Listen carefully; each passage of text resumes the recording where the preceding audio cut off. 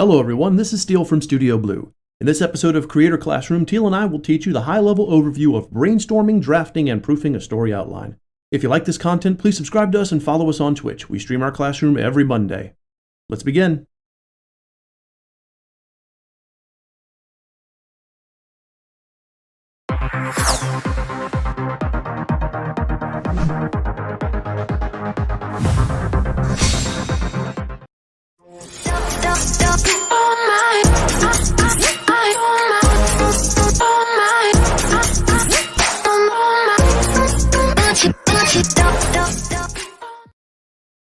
Hello everyone, I'm Steele. And I'm Teal. And we're with Studio Blue. Welcome to our first Creator Classroom, where we brainstorm, draft, and proof a story online. That'll be our class tonight, of course. So, first, hello everyone. Welcome. Hi. Thank you so much for your patience. We had a Windows Update technical breakage issue, and we'll just leave it at that. It was not fun.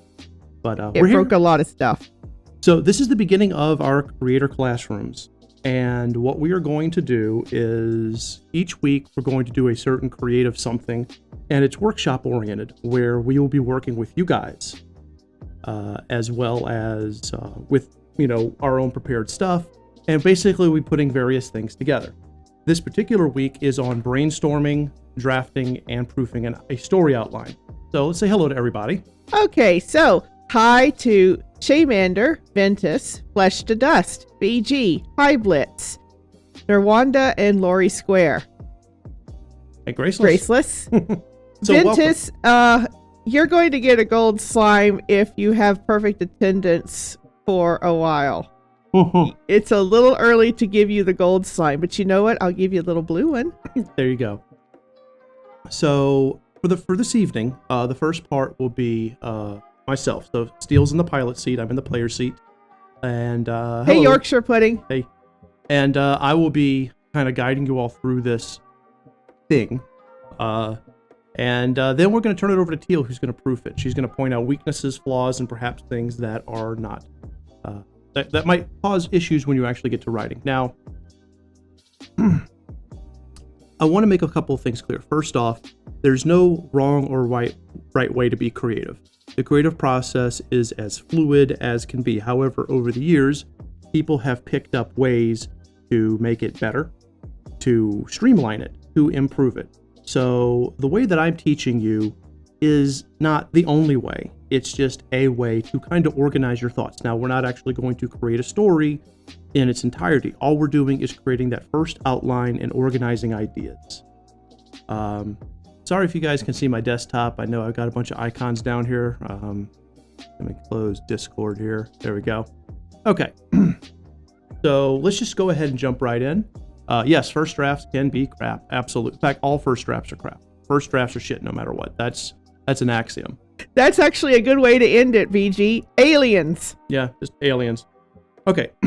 So what I've done here is taking a very simplified concept and just broken it down, and we're going to walk through it together. So there'll be times where I ask the chat to throw out ideas.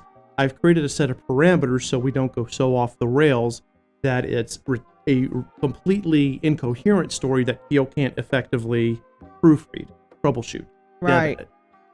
So the first thing we're going to do is it's going to be a high fantasy. So we're going to do some fantasy story.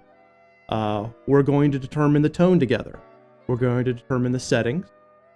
We're going to determine the characters, the conflicts, and the theme. And once we have these, then we're going to create this outline here. Now, this is as bare bones as you can get.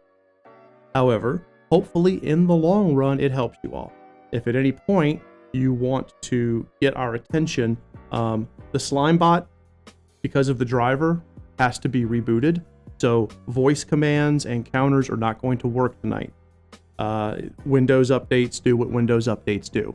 So for now, just Teal will be paying attention to the chat as the director. If you have a question for me in particular while I'm looking at my screen, just let Teal know and Teal will shout me out and say something. That's right. All right.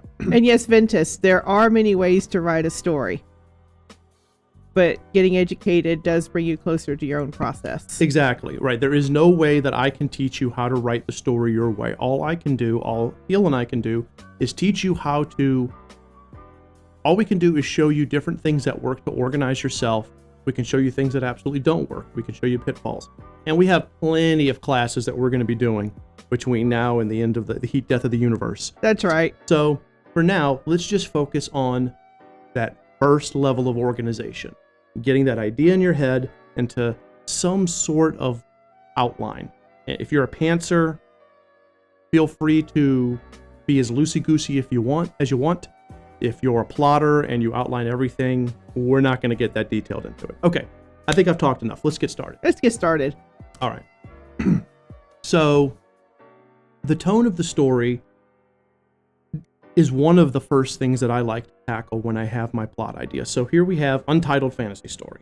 So we know we're going to be telling a fantasy. And the tone of the story helps dictate a lot of your other decisions. Now, you don't have to come up with a tone immediately. You can come up with a broad definition of it and then kind of condense it later on into something more concentrated. So, for example, we could tell a very lighthearted story. We could tell one that's very tongue-in-cheek, satirical, sarcastic. Look at the difference between Douglas Adams' Hitchhiker's Guide to the Galaxy and anything by... Oh, God, my brain went blank. Can't think of any dark sci-fi at the moment. But there it goes. Hey, welcome. All right. Thank you for the cheer, Yorkshire. Very, very important. Yes. So let me try again. You could have a lighthearted tone like Carrie Pratchett. You could have a satirical, tongue-in-cheek tone like Douglas Adams. You could have a darker tone like The Lord of the Rings, like J.R.R. Tolkien. You could have an extremely dark, grim dark tone like George R.R. Martin. There, boom, got it. Oh, thank you, Yorkshire. All right, so yes, and exactly, BG. Tone is important for the characters. Tone kind of helps you pick everything out. So what we want to do is I want to get you guys to start throwing out ideas for a tone. Do we want this fantasy novel to be lighthearted? You don't have to ask about plot or setting or anything. Don't worry, we're putting all that together. So let's talk about the tone. Do we want to craft a lighthearted, a satirical, a dark? What type of fantasy novel do we want to craft tonight? Or should I say fantasy story, not novel? It's a fantasy story. Story, because this could be a game. So let's start getting the chat to throw out an idea. Come on, chat. Now, if the chat ever doesn't throw out an idea within a certain amount of time, I actually have defaults written down, so you guys aren't going to be holding me up all night. But don't worry about that. So if you can't think of what to say, don't worry about it. I have defaults. All right, so it's important that we choose a good tone. Once we choose the tone, everything from the characters to the settings to little nuances to the conflicts themselves will start to fall into place, finally going down with the theme. So, chat, I would like to see someone toss out a theme idea. Anything at all. It could be, that sort of middle ground coming of ageness of Aragon. It could be, the world is on the brink of peril, like in Lord of the Rings. Oh, it could be as dark as a Song of Ice and Fire. What do you guys think we should do tonight? Not seeing anything. Crickets. Almost I'm seeing out of cricket. time. That's nice, Rwanda. However, we're not doing that tonight. We're doing a fantasy story. Fantasy. Yeah. If I had this thing completely open-ended, Rwanda, there would be absolutely no way that we could get this down in a short amount, in the 3 hours we do our streams. So I have a set of parameters. And yes, Lori, you are correct. That is a setting. What I have written up here, if you can see on my screen, brainstorming for a untitled fantasy story. You are correct, BG. You are correct. But we're not doing that tonight. All we're doing is we're just tossing something out. We're just tossing out an idea. But you are correct. Sometimes you know what your story is. So I know what story I want to tell, but I want you guys to influence it. I guess I can go with a broad overview then. All right. The broad overview stroke is going to be a coming-of-age story in which the protagonist discovers themselves over the course of a series of conflicts that resolve a unfinished issue with his family's past, their family's past. There you go. That's the basic story idea. So we have a coming of age story in which the resolution will be something that started years ago. It is very generic. It is BG. generic. I'm being as generic as humanly possible. I don't want to be unique tonight. I want to teach you guys. All right. So the tone of this is... Yep, we need a tone, guys. Any type of tone at all. You can put a spin on it. Exactly, Graceless. Yeah, exactly. All right, I see Grimdark. I see Grimdark. And I see Grimdark. It sounds like we're going to go the dark route. Anyone else want to see that? See, yeah, I'm not trying to... Well, BG, this is for education. This is not for having fun. This is for teaching you guys process. Yes. So, all right. So we're going to go with a dark story. We're not going to go all the way grimdark, basically because I want to have the ability to toss out some hope. But let's go dark. Dark it is. Dark-toned, dark fantasy with a small light of hope. Gonna need some flashlights. Thank you, Yes, Graceless. flashlight. All right. Now, the setting is this. Now, it is a high fantasy world. And we know it's going to be some coming-of-age story in a dark world. So now I want you guys to toss out 3 unique things about the world. And it can be anything. Maybe, something about goblins have their own society with berry juice-powered mopeds. You can't have that one. Magic comes from the life force of trees. Boys, that sounds generic. The dragons are dancers. The dragons are dancers. Exactly. So let's toss out some unique things about this setting that will give it some flavor and make it a little exciting. Okay, well, the dragons are dancers. All right, we can go with that. Okay. Unique setting thing. Okay. Dragons are dancers. All right, we got one. All right. Weapons don't exist. Everyone fights fists. That's an interesting idea, Nawanda. We'd have to go around with why iron can't be used or metallurgy doesn't exist. I'm going to put that one on I'm going to put a pin in that one, but I think we might go with that. That's very interesting. Okay. Somebody throw another one. We have a potential 2 with... I see BG just tossing them all out. BG is just tossing them out. Let's see if anyone else has anything they want to say. Because I think we're going to go with weapons if I don't start seeing other things. No weapons. That's interesting. I'm going to have to think as to why metallurgy... Maybe the dragons ate it all. The dragons ate all the metal. I believe in Flight of Dragons that was the case. They ate limestone. Right, exactly, BG. Sometimes the silliest idea can actually be something that can be used. I'm sitting on that weapons don't exist one because that is very unique. No one's ever tossed that out to me before. That you can't use... Because that's like humanity. Ever since we picked up bones, we've been bashing the shit out of each other. Right. So that would be a very unique thing. Right. I might just bring that on to metallurgy. Oh, okay. So I'm going to go ahead and do that for BG's number 2. Not BG's, Nawanda. I'm going to say metallurgy doesn't exist. So possibly even stone or... Yeah, possibly Stone Age. Yeah. That's actually even cooler. Wow. A Stone Age story. Hyblitz. The seasons are much harsher. There you go. We got it. Oh, we got it. We got this. Deadly yeah, seasons. Yeah, metallurgy. Yeah, that's right. Metal orgy. Yes. Okay.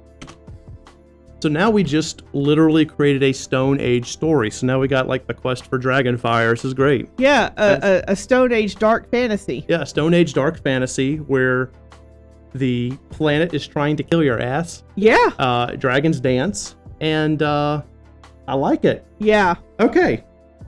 So let's start with our characters. Now, there are tons of characters. There are tons of ways you can do things. We're only going to focus on making 5 characters tonight, but you're going to make a cast 1,000. There's your protagonist. That is your main character, your main POV character. So we would say if this was third person limited, you would talk about John doing John things. If it was first person, it would be John saying, I do this. That's a different topic entirely. But let's talk about the protagonist. So let's toss out an idea for our protagonist character, our main character, our hero, if you will. Now, protagonists aren't always heroes. You can't call the bride from Kill Bill a hero. It's Right. definitely the protagonist. Aha, Ventus. No. Actually, if you've never seen Quest for Fire, watch it. They talk in grunty speak, but they all understand each other. Yeah. It's really well done. A fantastic movie. Oh my goodness. All right, so we want a protagonist. And I do have a default protagonist that will work with Stone Age, Dancing Dragons, and Deadly Seasons. But we want to hear from you guys. Absolutely. Okay. Yes. Man, woman, boy, girl. Yep. Egg. Animal.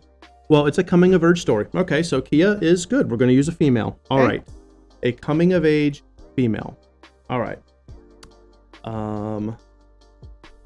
Female egg.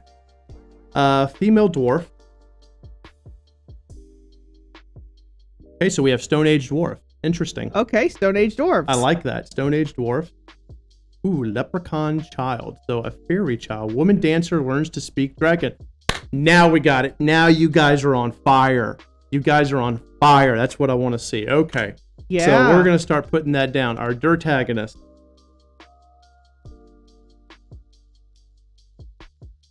Which is our secondary character, and I don't care if I misspell it. Whatever. This one can't do shit. We're going to have a fairy child. A fairy child. Yeah, that leprechaun child Nawanda said. Yeah. And our tritagonist. Right, I'm not spelling this at all. Our tritagonist. Yeah, exactly. It's thank you, Lori. I'm running open office. It does not do spell check worth It shit. doesn't do spell check. All right. It can't And spell. graceless throughout our tritagonist, which is a actually no, I like dwarf dancer learning dragon. I like that. Their antagonist can be a fairy. How do you spell leprechaun? Leprechaun. Leprechaun Yeah. child. Leprechaun. Yeah. Leprechaun child. And I like a half. Ooh, okay. Ooh. Lori and Ventus. We're marrying those two together. Yeah. Half dragon. Not fully hatched. That's when they'll meet him. They'll meet him or her not fully hatched. Okay. Okay. That's an interesting one. All right. So now we have a set of interesting characters. And we can actually make them non-silly, even though some people were tossing out ideas that feel silly, we can still make it serious. Like, for example, someone said egg, and we turned that into not fully hatched. That's an issue.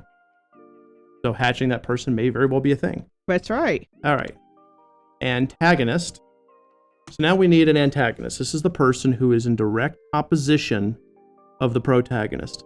I want to see someone other than BG throw out an idea for our antagonist.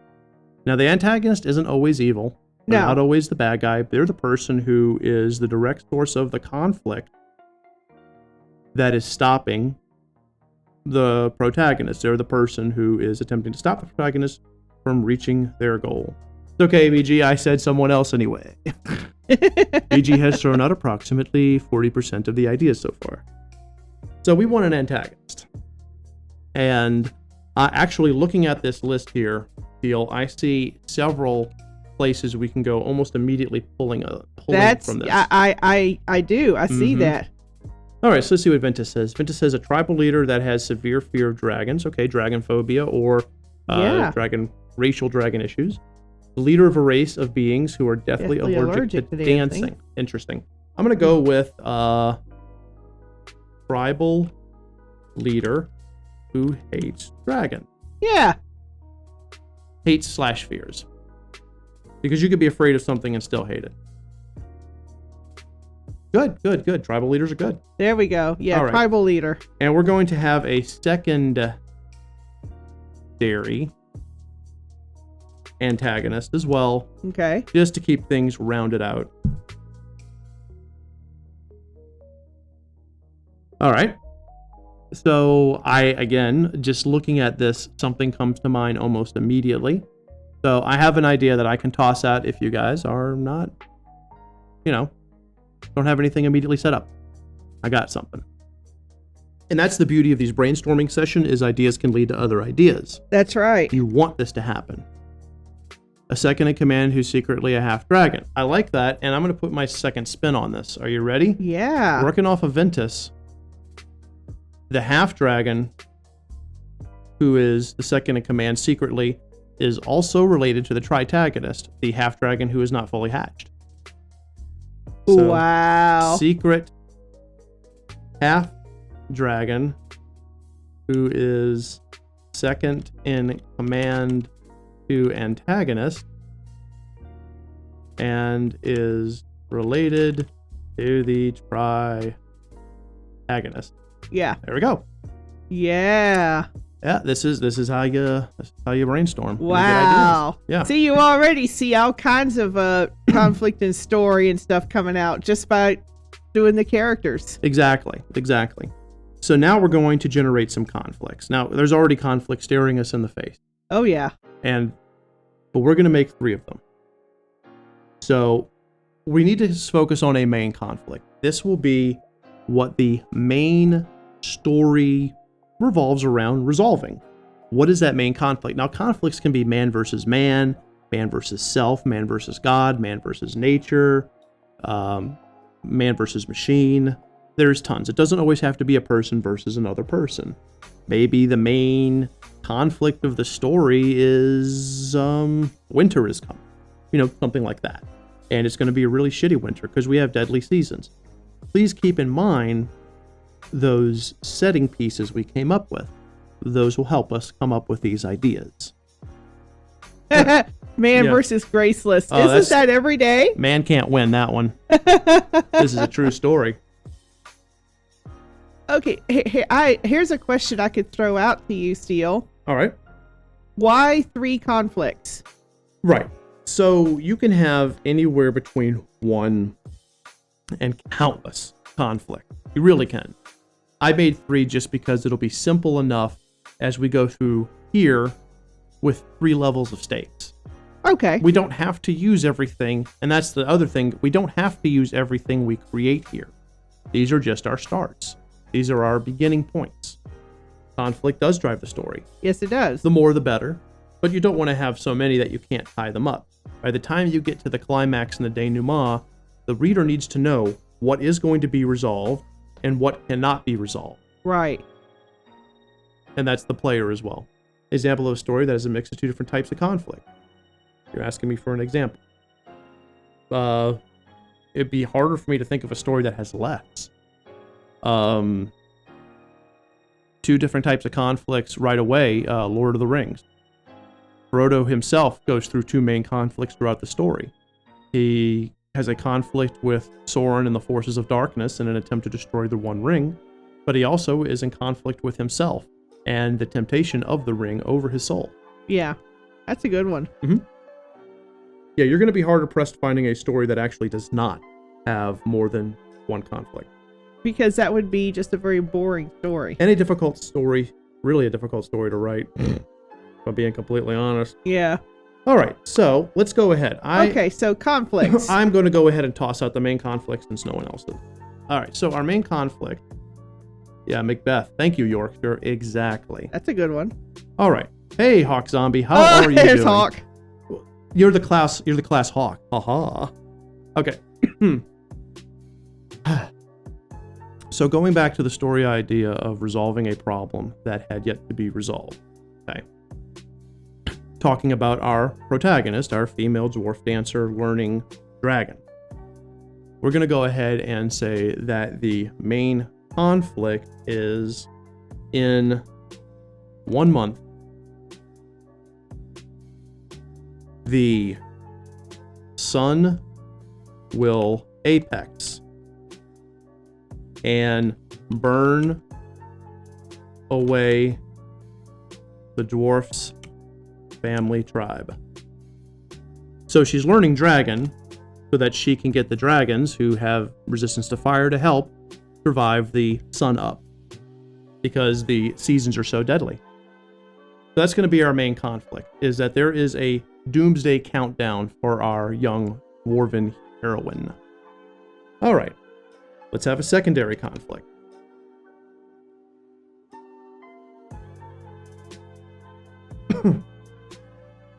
Toss out some ideas there. Sounds like Challenge of the Five Realms. I don't think I've ever played that. Is that a game or a...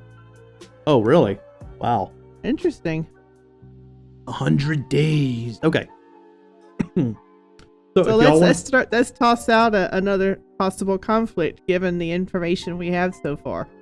Impending tribal warfare. Thank you so much, Kia. That's a good one. Tribes are about to go to war. And that's actually a good one because it reminds me of Game of Thrones, where the Night King and the dead were about ready to kill everybody and people were still fighting over the Iron Throne. Yeah. Excuse me.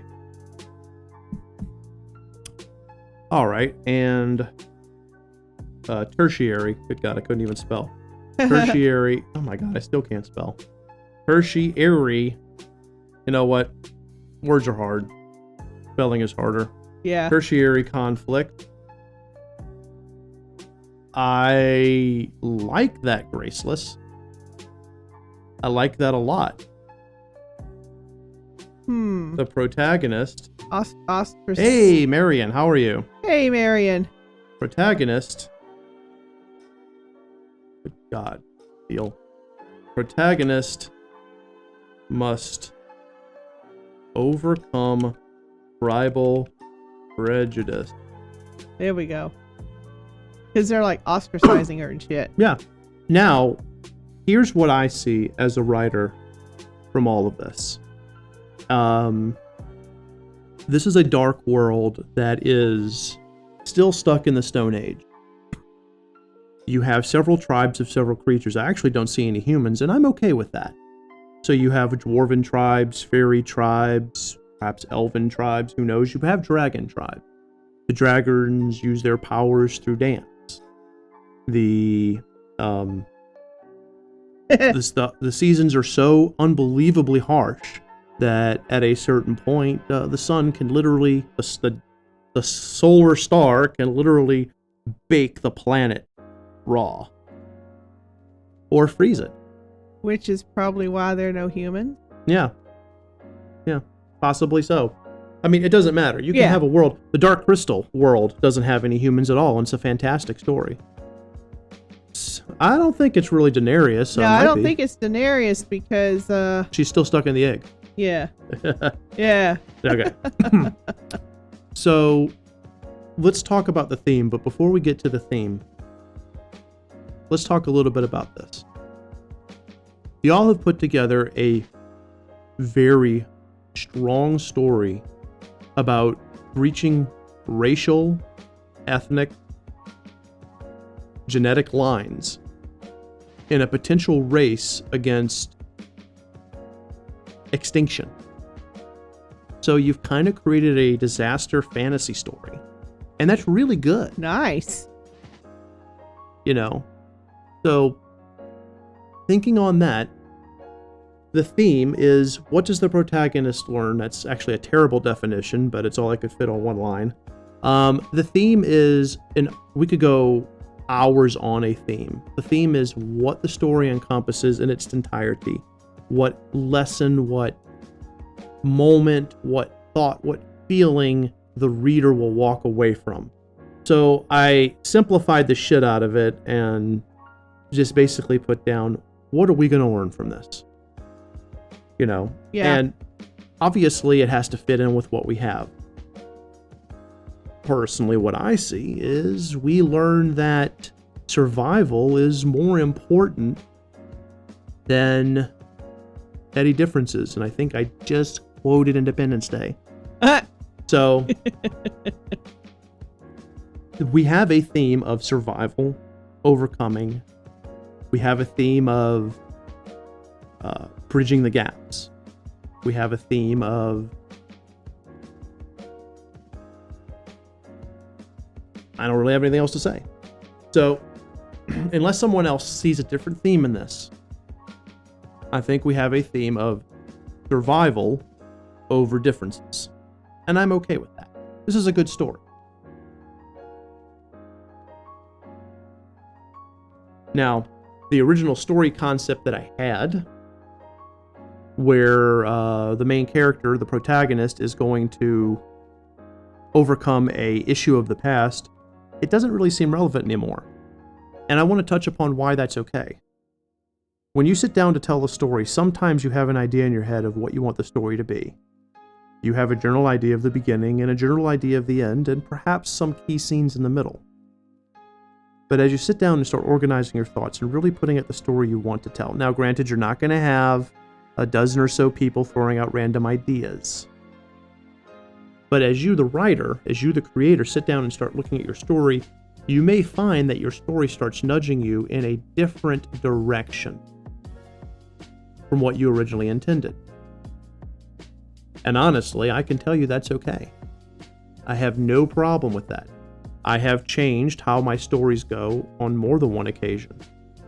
You have to be flexible and allow the creative energy to speak to you.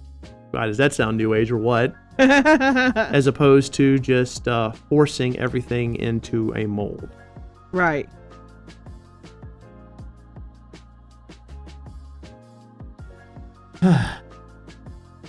Okay. We could do the reversal, where albeit having an impending disaster, they still fuck each other up. Oh, we can, Kia, and this story can still end badly.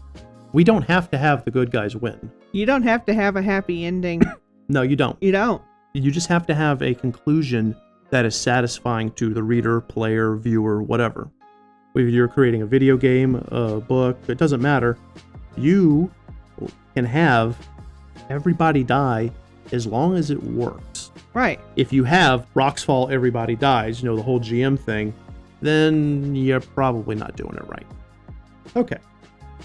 Oh, we had a friend who, and I know Teal and I have talked about this, who would introduce himself at our writers meetup saying, "Hello, my name is," and I write on happy endings. Yep.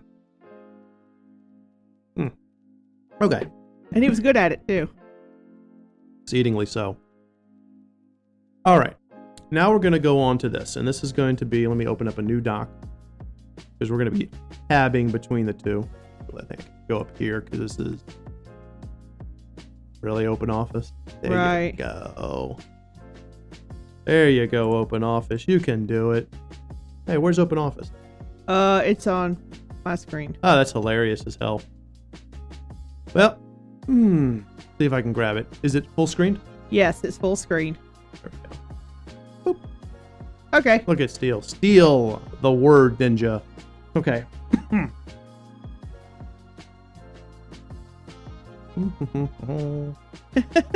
All right. Everything is look good on fun. your end, Teal? What's that? Everything look good? Yes, it does. It All looks right. good on my end. Let's do this thing. So I'm going to be alt-tabbing between these two pretty regularly. All right. So let's talk with the chat a little bit, because the chat's been going pretty heavily. All right, let's see. So BG says, this happens to me all the time. Yeah, Book of Shadows has 12 chapters in the plan, but I cut the last 3 because they were unneeded. Exactly. If you're having to force a scene in a video game, or a chapter in a book, or a scene in a movie, if you're having to force it to come out, if you're having to push harder than... if you're having to push it, it's just not work. Don't write it. Cut it out of your content. If it doesn't... In fact, we'll go over this if we ever do an editing one, like straight up a dev editing stream. Right.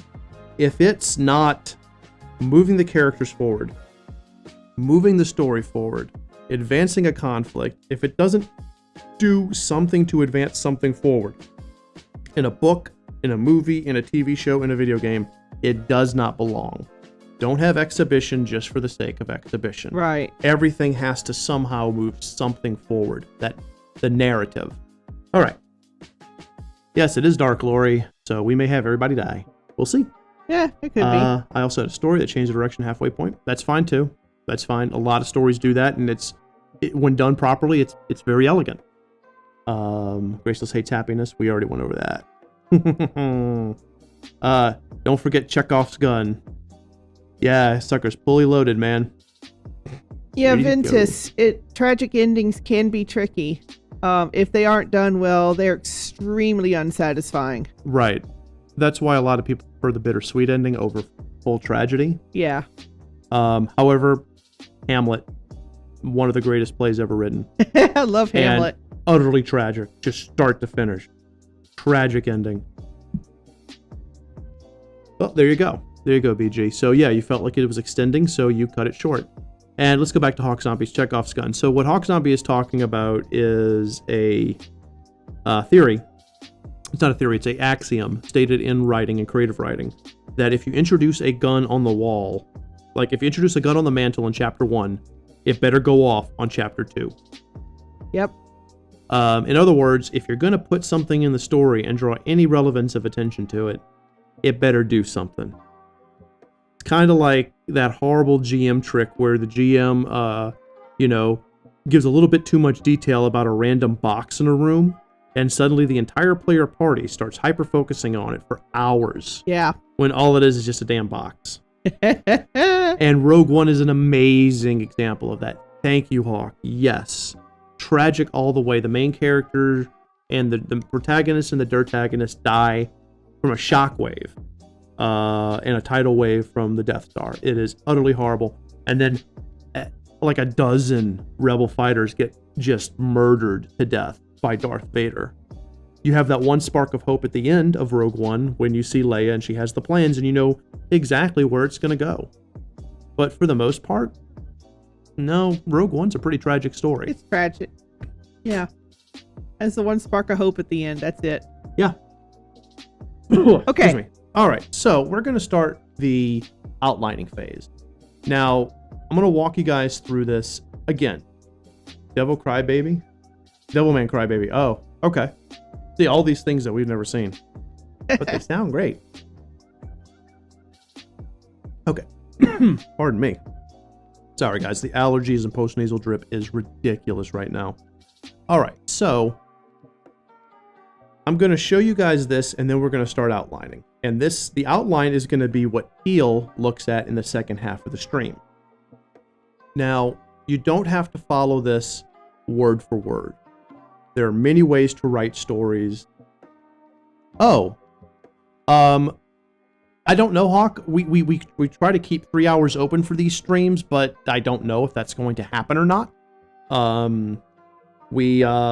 We're going to go until we finish the outline. Then we're going to take a quick break, switch positions, and then we'll come back, and Teal will be proofing and showing from an editing standpoint what the problems are. So the latest would be 9:30 our time, 8:30 your time. That would be the latest.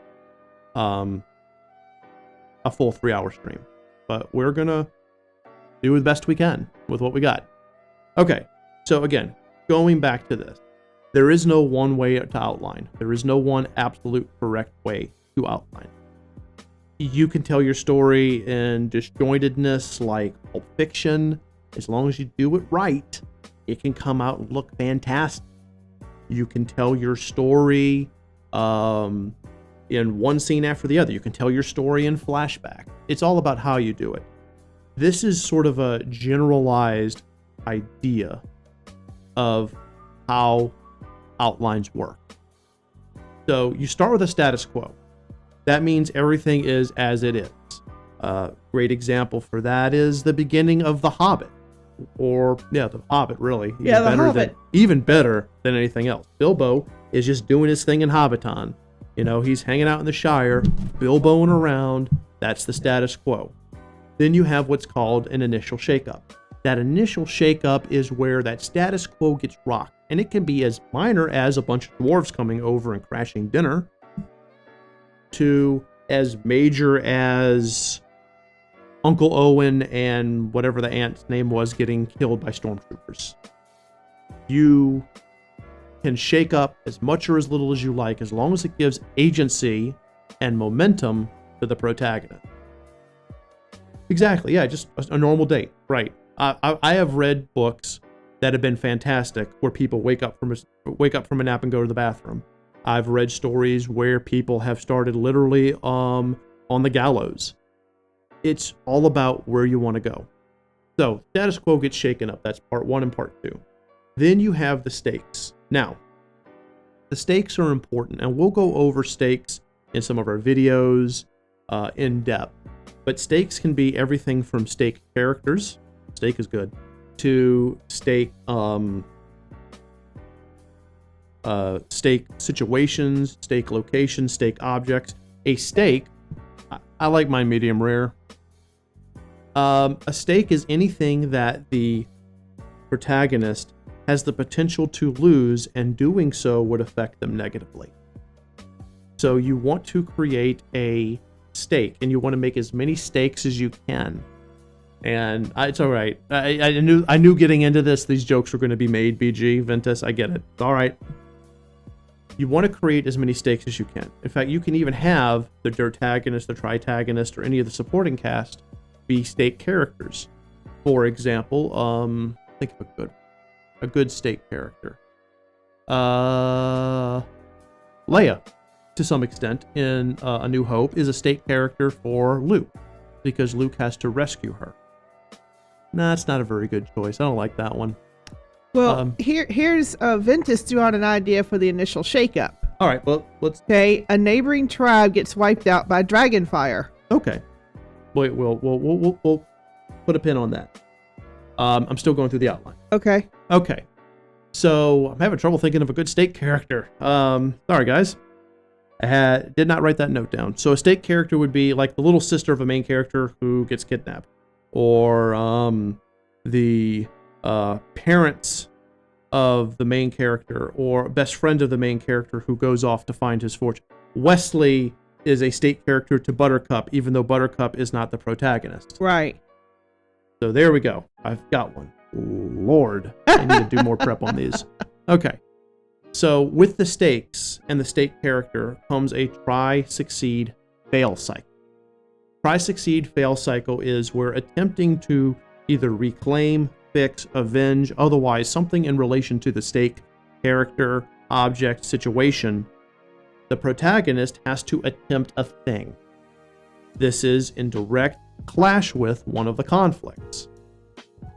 The protagonist is going to try. They have 2 potential outcomes. They can succeed or they could fail. The failure can be as minor as a hiccup to as major as they die. The success can be as minor as it's almost inconsequential, but it makes them feel good, to they strike a great blow against their antagonist in the conflict. And we're only going to have 3 of these as we go through this outline. Right, we're going to keep it simple. But you can have literally hundreds of these. I can't stress this enough. It's all about a cycle. It's the try, succeed, fail cycle. And when you get yourself in the mindset of identifying those, then you're doing great. So in video games, the try, succeed, fail cycle can even be things such as the dungeon crawl. Let's talk about the Mist dungeon in Final Fantasy IV, the first dungeon you do with Cecil and Kain. It's a try, fail, succeed, where they're trying to get through there, defeat the Mist Dragon, which of course later causes problems, and get to the City of Mist to deliver a package. The failure is death.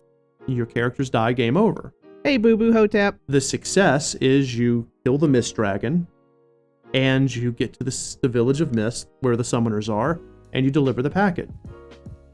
However, in this particular instance, the success is bad for everyone, because by killing the Mist Dragon, you killed the thing that was linked to Rydia's mother, and thus killed Rydia's mother. You also unknowingly destroy the town of summoners. That's right. So the try, fail, succeed cycle doesn't always have to be failure is in the long term bad, success is in the long term good. And the reason I'm going through this really rambling oratory about this cycle is because it is the heart of good storytelling. Hey, Yorkshire. You need to know what the character stakes are, and then they need to go through that cycle of attempting and perhaps failing. Success absolutely can lead to more problems. In fact, in good writing, whether it be video games, books, it doesn't matter, success should lead to another conflict.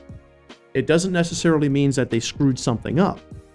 They may have done something right, but then it clears the way for another problem to be more prevalent.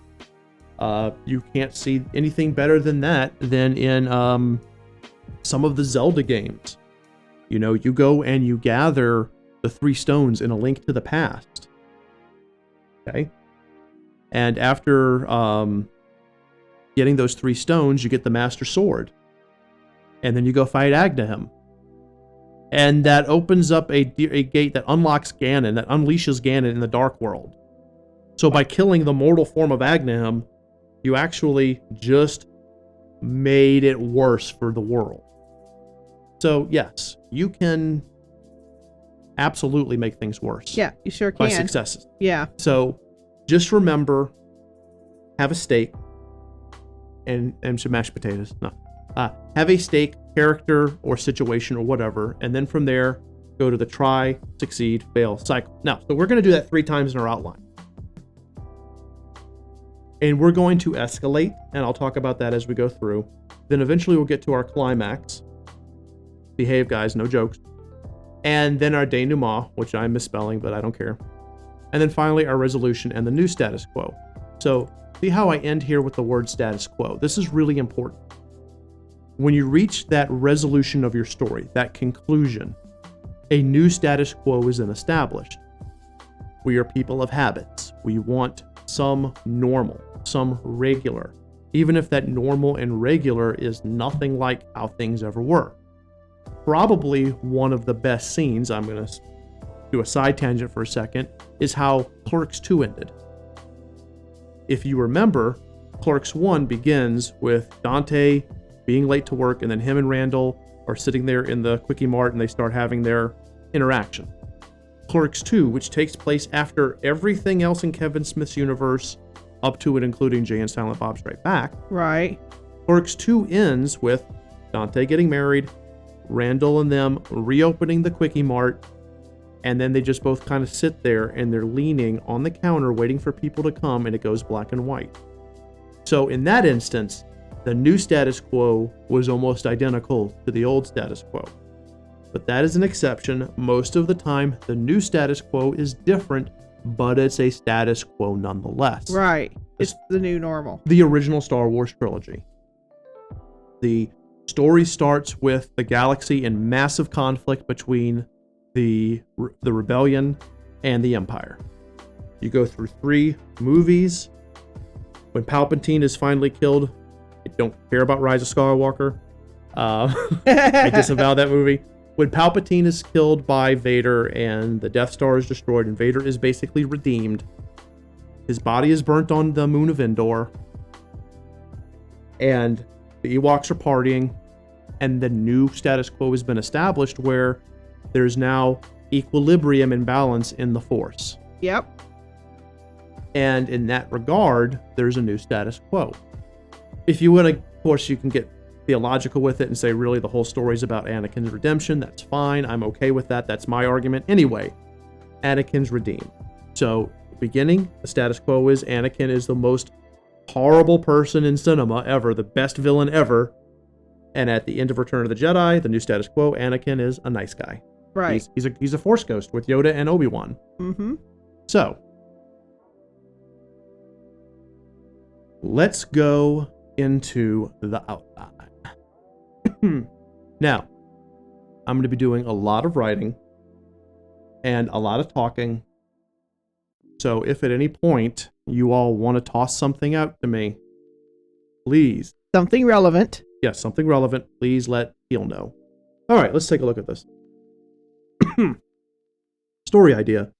Family and society shun her for practicing magic and being a natural female leader. Her family wants her to marry off to another house, unify the warmongering dwarf clans. But she doesn't want to. She wants to find and dance with the dragons and ask why they're...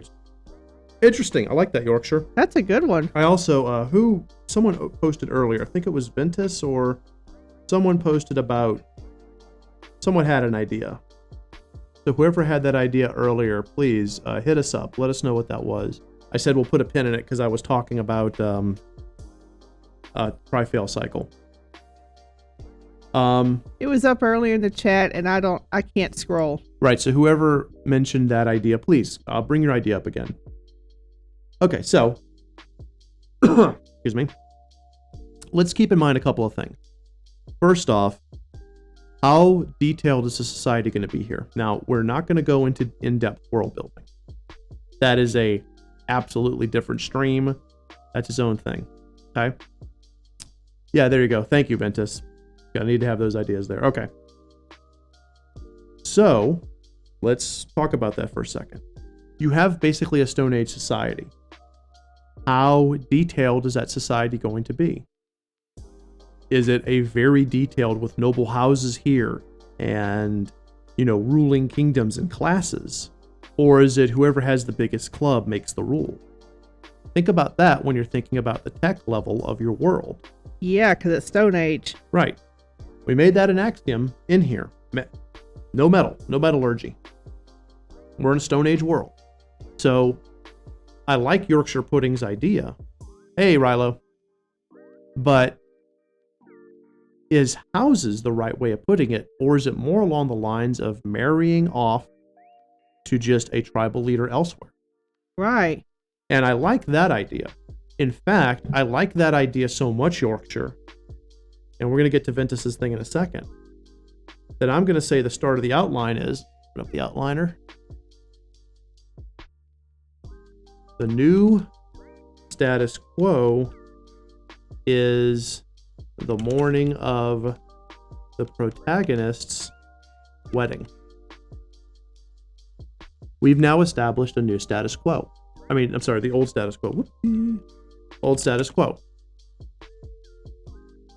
I think Dragon Age Inc. was... Dragon Age Origins does that with the City Elf, I think. They do. Yeah. So the old status quo is going to be the protagonist wakes up. It is their wedding day. The protagonist doesn't want to get married. We're just going to call it Protag now. Protag doesn't want to get married to neighboring tribal leader.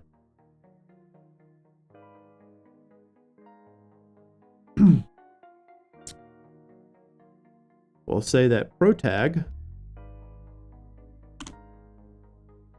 yearns. Oh, thanks thank for you the so much. follow, Lori Square. Yes, thank you. Yearns. The Protag yearns to travel to the dragon tribe and learn their secrets. Yeah. Maybe we can even say that the Protag is a bit of a dragon nerd. Yeah. Loves everything dragons. Has, dragon teeth from when the teeth fell out naturally. A couple of dragon scales. Dragon scales, yes.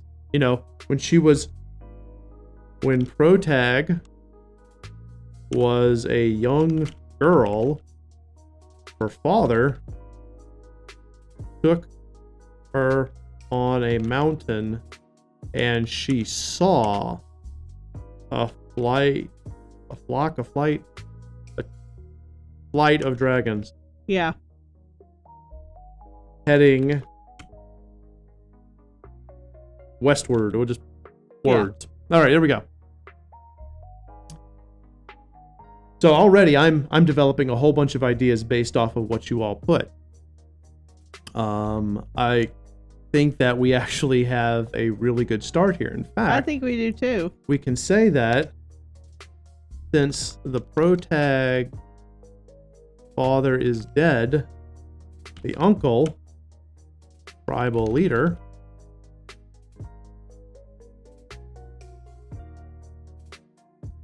who's the antagonist,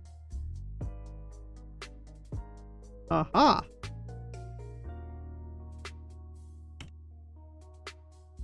wants to marry her off to the chieftain of a neighboring, and y'all are seeing exactly how bad Steel spells when he's drafting.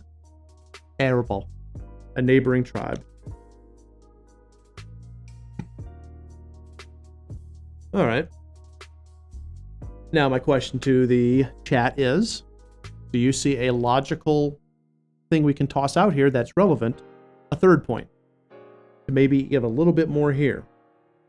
We don't have to bring the Dirtagonist or Tritagonist into it. We don't have to do any of that. Spell check and pro writing tools and Grammarly are my best friends. Right. They really help. Also, I get nervous when people are watching me, so be nice, Sama. Chat, Sama. Okay. I think chat's being pretty nice. Chat's being very nice. That's awesome. All right. I want to add in one more point here. About the protag? About the protag, and Okay. I want to add in, let's see, doesn't want to get married, neighboring antagonist. I want to add in why the antagonist wants this marriage. What does the uncle get out of it? So, Right. young girl, father took her to a mountain, da da da da. Let's link the protagonist to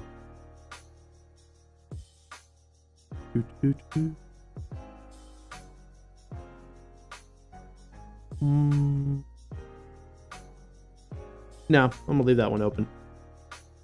Okay, so let's focus on this. Kat, why does the antagonist want this marriage? Why does the protagonist's uncle want to marry her off to the chieftain of a neighboring tribe?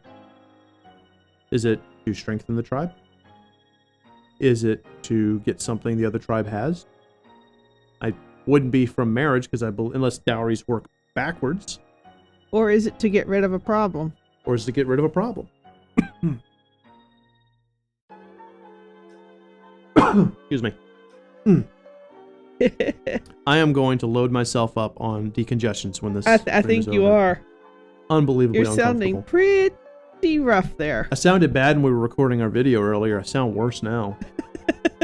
It's, As it gets on to evening, right? yeah, it's crazy. Okay, chat. Why does the antagonist want the marriage? Because if I don't get an idea, I'm going to put one of my own. And I'm okay with that.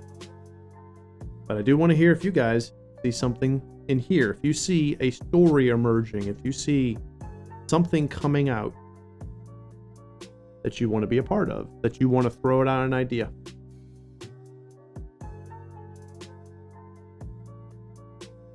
The tribe has more military power. They have like more strength. The other tribe is bigger and stronger, but Dwarven marital tradition will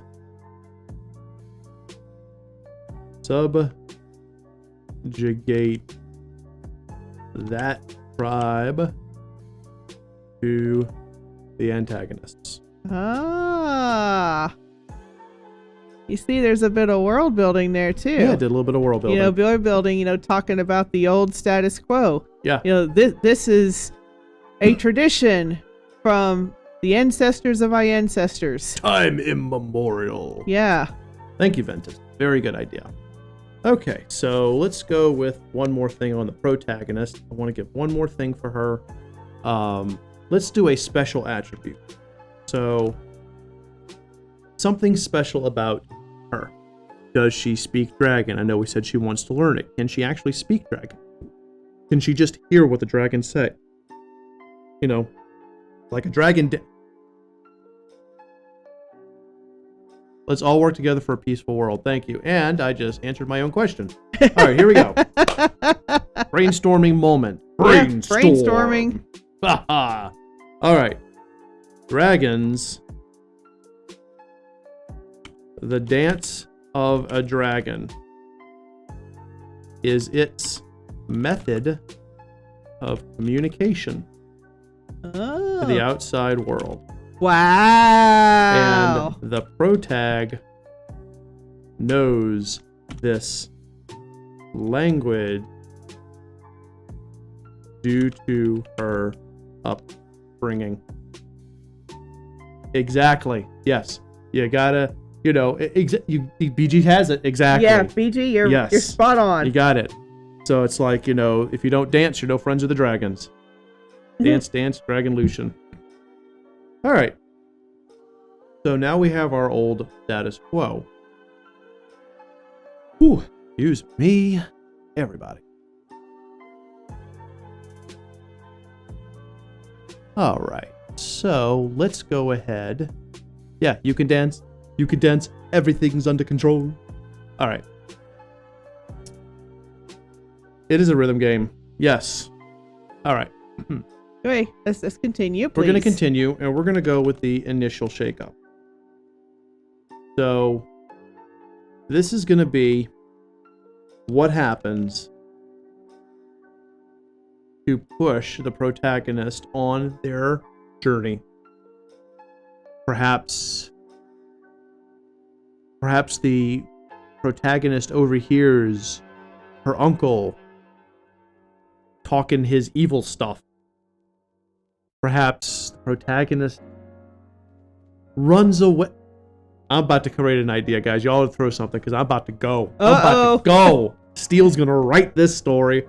Holy shit. Steele has an idea. Damn. See, but by reading through this, now ideas are being generated, and we're on a roll. All right, let's do it. Let's do this. Go ahead. All right. What's the idea? Here's the initial shakeup. Hajime! All right, here we go. The protag gets into an argument with her uncle and runs away from the tribe. There you go. Finding an injured dragon in a secluded area. Right.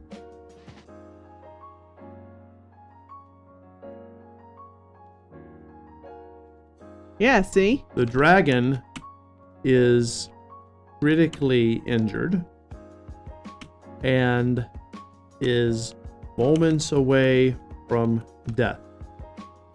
However, before... Yes, Ventus. Oh, yes, Ventus. Yes. Yeah. Before the dragon dies, they do the last dance and communicate the coming of the great fire. We've just linked the shakeup to the main conflict, which is the sun's going to kill everybody. Right. That's right. Look at that. It's a loop back. So, Dancing with Dragons, right? I do believe that's a Ice of Song and Fire novel. It's also a book from George some R. New Martin's, Age right? guy. Yeah. Oh, it is? Yeah, Dancing with Dragons. Oh, lordy. Yeah, he talks about dragon magic. That is some badass shit. I actually have that book. All right. Okay, yeah, detention. Also, when the... Yes, Graceless is Yeah, always in Graceless, detention. you're now in detention. Yes. In fact, we probably should create a detention area just for Graceless. By the way, I have a question for both everybody on Steam and Teal. If you look right above the bars that have our donations, does it list the person who cheered us? Or does it list my name, our name? It's going to be directly to the right of the counters in the upper left-hand corner.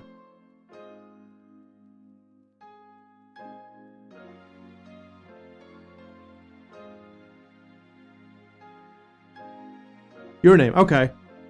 I'm trying to figure out how to make stream bossing work, and it's crazy. So, okay, well, I'll look at it in the playback. That's the latest follower. Okay, I'll look at it in the playback. No worries, everyone. Sorry for stopping on that. We're going to figure this out. So, moving on. All right, so, also, when the dragon dies, they leave behind an unhatched egg. There we go. And that'll be the Protagonist, I believe. Yes. That's the Protagonist. Yeah. This is the unhatched Protagonist. All right. Egg in hand, the protagonist heads back home. All right, so we could probably easily spend the rest of the stream working on just what happens in the village. Right. But we're not.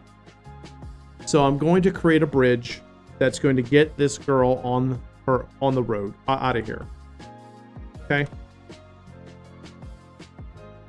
Exactly. Well, right, Ventus. Like, for example, your ass could go to, she could go in there, they'd be, oh, you brought a wedding omelet, you know, I mean, just something stupid. I mean, you could get so dumb with it. Or awesome, you know. You could have the uncle show himself to be a real real asshole. All right, so we got that there. Okay. All right, so the bridge is, this is just through a series of events. We're skipping over this for the sake of brevity. Through a series of events, the protag flees her village, her tribal village, with the egg. Yeah, with the egg. Unhatched egg. Okay. Now, we're also going to brainstorm a quick locale. So, because a person just running away with an egg, that's kind of, she's going to have problems. She has to have a direction or she's going to be wandering aimlessly. So, we're going to say this is, she's heading in the direction she saw the dragons in. She heads to where she saw the dragons long ago. Right. And of course, this is like all the details. Right. Exactly, Nirwanda. Right. Because she thinks other dragons are there, etc. I mean, okay. Yeah, it makes perfect sense that she wants to take the egg to other dragons. Okay, so now we need to create what's called a first state. So this is the first big thing that's going to cause her problems. Now, remember, real stories will have dozens or hundreds of them. Of course. Whether they be movies, games, books, doesn't matter. We're going to create the first one. Now, the first stake needs to be the smaller of them. And I'd like to bring in the Durtagon. So let's come up with a way that the protagonist with the egg, still unhatched, comes across some kind of a negative situation where things could be bad for her and meets up with the Durtagonist. Maybe she's lost. Maybe it's a primordial forest. Maybe it's a forest filled with giant spiders like the Mirkwood from The Hobbit. Maybe the trees eat you. Maybe, who knows? Let's generate something. Because I am itching to get this girl moving. Yeah, she wants to get moving. Right. While moving through blank. Now we're going to play Mad Libs. The protag encounters blank and has to blank in order to blank. 2 starving children who are 1 meal away from death. That is a good conflict. That is a good state. But does it move forward the narrative that we're telling Or is it a random encounter that a GM pulled out of a source book? The reason I ask that, Yorkshire, is because while that is good and it can give her a really good moment of character growth, yeah, it's a random encounter. Exactly. Hold on. No. Think about this. Mm-hmm. It doesn't have to be 2 starving children. It could be 1 starving child. A leprechaun child. It could. So let's do that. Okay.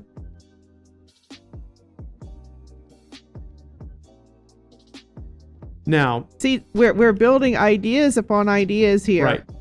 You know, Yorkshire came up with the starving children idea, and now we're able to work it into the narrative. Yes, Ventus, the protagonist. You got it. Your antagonist. Thank you. I knew I was misspelling it. Someone else tried to show me that earlier too. It's not. But it's not. Ventus can't behave. Neither can Graceless. BG. None of them can behave. They're just, yeah. Okay, so where's she going when she meets these children? Is she going through a forest? Is she going through a mountain range? Is she going through a cave? Is she going through a hill? Is she going through the Barrows? Is she going through your Graceless? No. Let's choose a location for this stake. Yeah, choose some kind of locale. Yeah.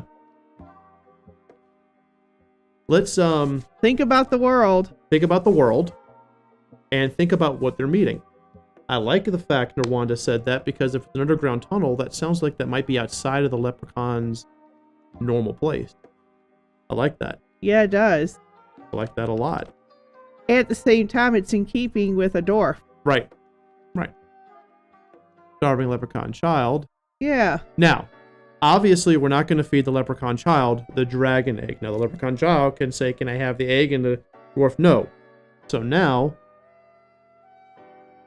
feed the child in order to keep them from starving. Yeah. Now, I need to express some caution to everyone on the stream.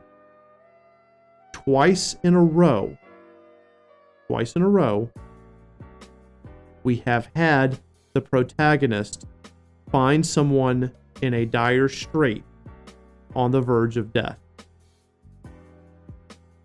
You need to struggle as a writer, as a creative, not to do the same thing over and over again. And I know that's something you would have picked up on, Phil. Yes, it would have been. But I need to mention it now, because we could legitimately say, oh, the next stake, they find this person and this person's badly injured. You need to make sure that you're not doing the same thing over and over again, especially not the same thing in a row, one after another. It's boring is the best way to describe it. Right, no repeats, Bubba. Boo-boo Hatep, no repeat. But I'll let it slide this one because we're assuming through the bridge some other stakes happen and other things occur. So, let's go to the first try, fail, try, succeed, fail cycle.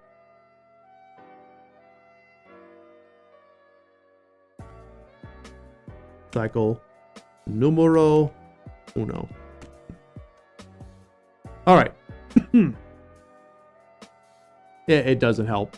I'm terrible at it, Bubba Hotep. Boo Boo Hotep. It's Boo Boo Hotep. Bee boo bee boo boo boo. Okay, so now this is not the. Now let me differentiate between the stake and the cycle. The stake is what is at stake. The stake is what could happen should failure occur. The stake is not the child joining and wanting to eat the egg. That's another thing later on. The stake is this child is starving to death and the protagonist wants to do something. So now the try-fail cycle needs to attempt to alleviate the danger upon or resolve the conflict against that stake. Now we can look at our previous conflict, which are tribes are about to go to war. We can definitely bring that in later. I like that one.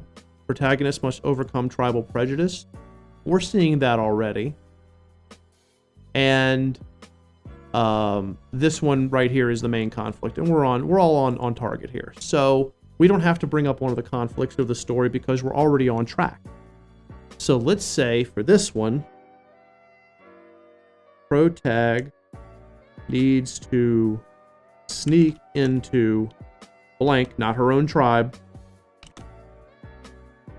in order to get food for the Leprechaun. Good God. Leprechaun child. So that they don't starve. So now we need to find a thing that she's sneaking into. Is she in the underground tunnel that happens to be where the tribe that she was going to marry into is? Or is it too early to bring them into the story? Yeah. Is it some goblin tribe? Is it a spider den? Mm-hmm. What do you guys think is a good thing for her to attempt to get into? Understanding that if she fails, this could be the case, Ventus. This could be where I like that. So this is into the enemy tribe. I like that. In fact, let's go back up here. The other tribe is bigger and stronger. This will allow, so now we're connecting the dots, Ventus, and everyone else.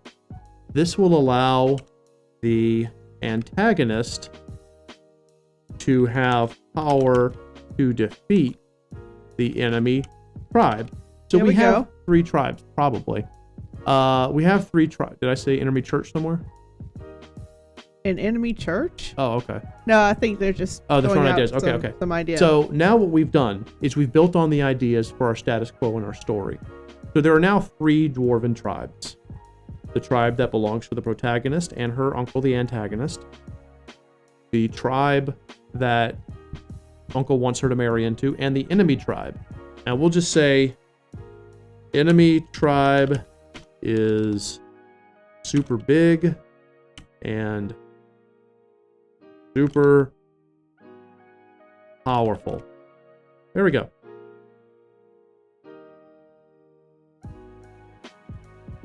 Exactly, Ventus. We created a greater urgency. And what we've also done is we've made the antagonist potentially sympathetic. Let's go to Dragon Age Origin for a second. Loghain is an incredible antagonist. He's actually one of my favorite antagonists in the entire series.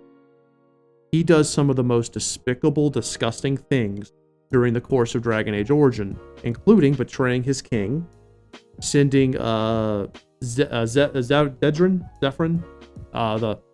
the Antivan Crow after your character. Zevran. He does really terrible things. Yeah. But Loghain is not doing it because he's a terrible person. He genuinely loves his country for Weldon. He's a war hero. He is utterly terrified of Orlais invading Ferelden again because he knows Ferelden will not be able to deal with or fight back another Orlesian invasion.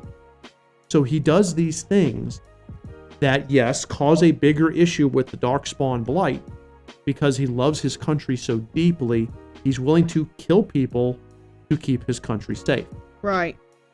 We are going in that direction with the uncle as the antagonist, whereas Ventus said there's an urgency. If this other tribe that the first tribe is about to go to war with would crush and genocide them, now the uncle has a reason to marry off his niece because it'll strengthen his own tribe and keep his people safe. So, yeah. Good job.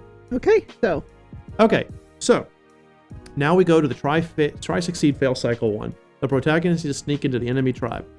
This is rough shit. Oh, okay. Yeah. What happens if she succeeds? The child is fed and doesn't die. Joins with the protag. So if this was a book, this is the direction we're going if she wins. If it's a game, mission successful, there's your switch. Right. Your conditional. Failure. Now, this doesn't always have to be the I need to go back and answer this.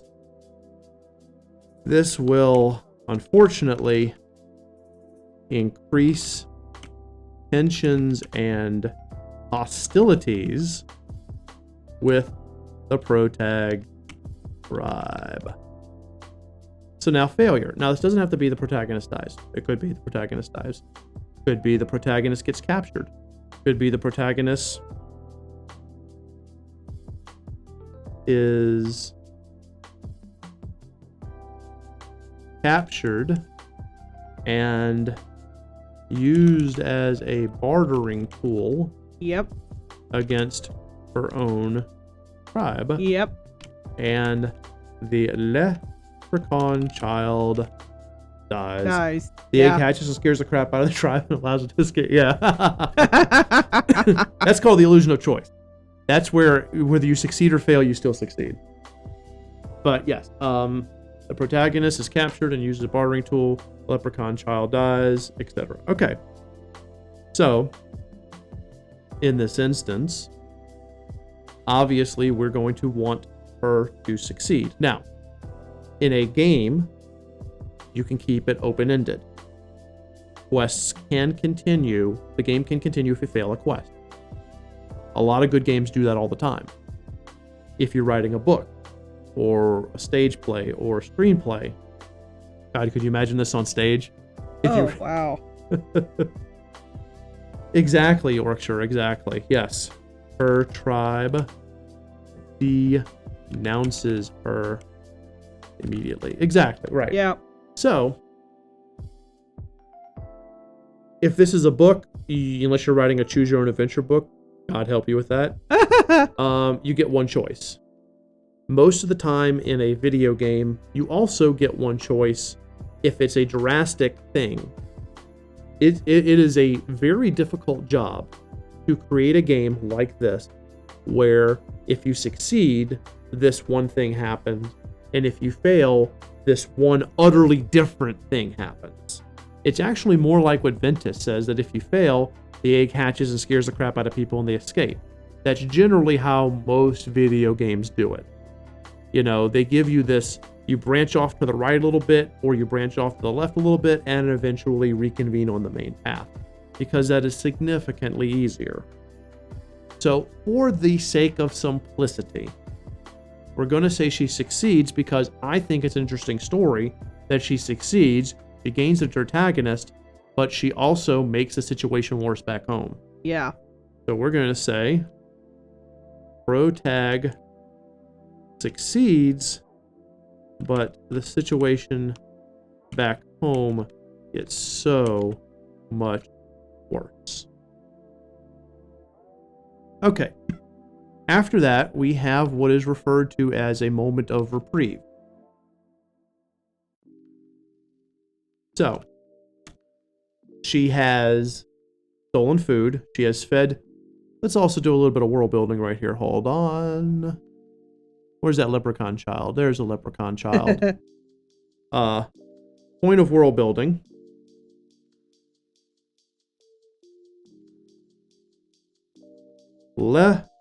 Leprechauns have to eat their weight in meat every day. They're like weasels. Oh, wow. They're like ferrets. Yeah. Ferret leprechauns. I like this. Somebody draw that picture. Ferret leprechauns. The ferret leprechaun. Ferret leprechauns. Hey, human, welcome to the stream. We are knee deep in fun stuff. All right. So the moment of reprieve, and I know I'm spelling that wrong. The moment of reprieve is, and it's different whether it's a book or a movie or a video game, but it's basically a breather. It's the chance for a character or a group of characters to take a breath from something trying to kill them. The action slows down, and that's generally when you get things like character interaction talkie scene. Right. Like in Final Fantasy X, when Yuna and Tidus were talking in the Calm Lands and Yuna started crying, or in The Goonies when they had the well The well scene where, they take the coins and stuff. Those are moments of reprieve. You have those moments. Ferret leprechaun. Right, human?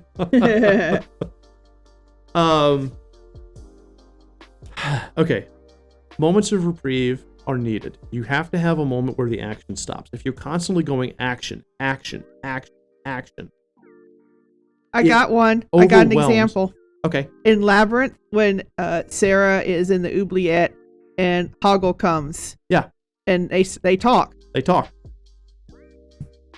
It's not always going to be a roleplay scene, as we like to call them, Teal and I, us gamer selves. It's not always a character interaction, but it usually is the best time. It's the best kind. The basic thing is just remember, have a breather. Don't have constant action, action, action, action. You'll wear your player. You'll wear them out. You'll wear them out. Video games doesn't matter. Give them a chance to catch their breath. Thank you, Ventus. The leprechaun asks the protag why the egg is so important. There you go. When the protag explains, let's put that on a new line. I have an idea here, but I want to see if anyone throws anything out. Does the leprechaun scratch their head and look ignorant? Does the leprechaun kind of know what's going on? Does the leprechaun mention they know way to the tribe? What does the leprechaun do? Like I said, I have an idea. Well, that's okay. I want to hear from chat. What is chat? So what happens? What's the next scene that happens, really, when the protag explains? We want the egg to the leprechaun. Right. We want the Dirtagonist. We could go crazy. We want a dot to be connected.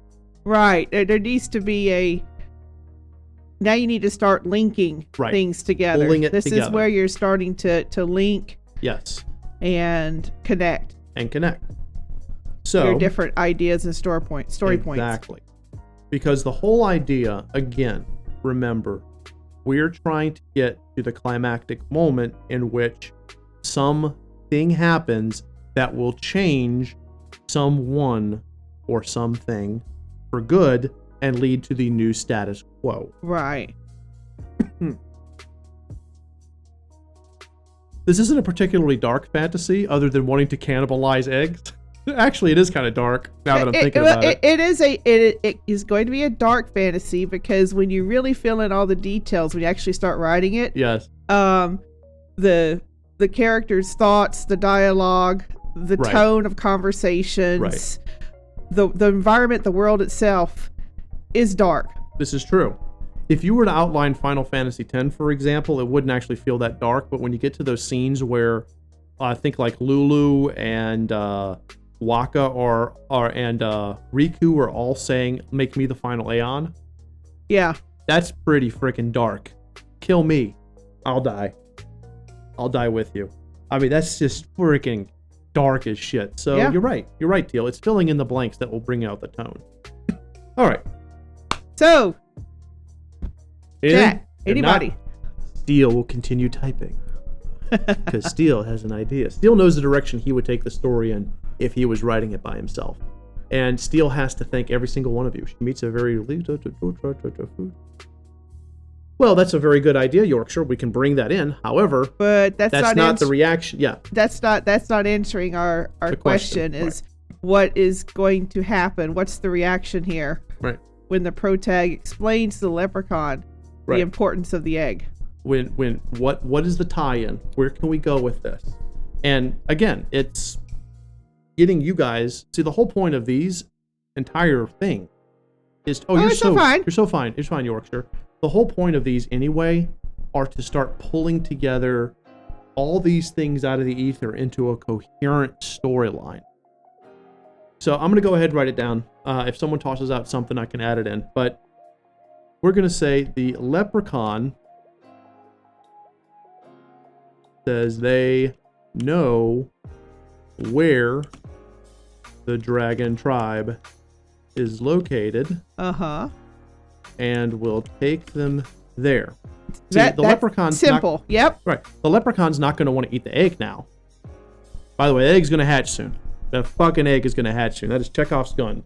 So let's go to bridge. Bridge. More things happen. And the protag and leprechaun, because this is a dirt tag, find themselves in a new land. Okay, now that we have that done, we're going to do the second stake. Excuse me. All right. Now, the second stake has to be higher than the first one. So the first stake was finding a starving leprechaun child who happened to be the protagonist. So you now have to go higher than that. And when you're writing these stories, whether they be video games, books, whatever, it doesn't matter, you want to slowly escalate bit by bit. And I don't mean like crawling unless you have like hundreds of these things, but each stake needs to be higher than the next. That doesn't need to be, death or death or death or death or death. Right. It just means now, I'll kind of put this in context.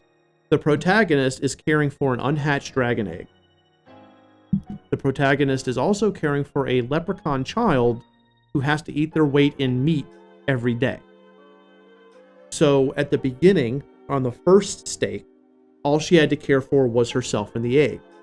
Now she has to care for herself, the egg, the leprechaun child, and this thing in the back of her head that the world might not go well.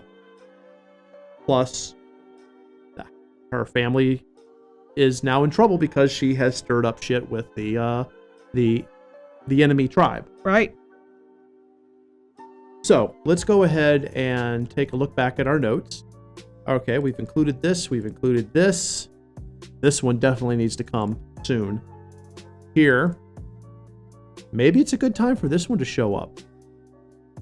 Let's look at this for a second. We haven't touched this one. Might be time for that. Maybe, maybe not. We're working on this nonstop. We've introduced this. And we've got this one really well underhand. So, back to here. Let's see what Bubba Hotep says. Writing about a brutal elf insurgency against a human kingdom for possible gameplay. That's cool. That's cool, Bubba Hotep. All right. So, to move things along, because we got about 30 minutes left, I'm going to go ahead and come up with it. And again, chat, if you have ideas, toss them out. We'll keep an eye on things. So, the second stake now is going to be scouting party from the home tribe catches up with protag.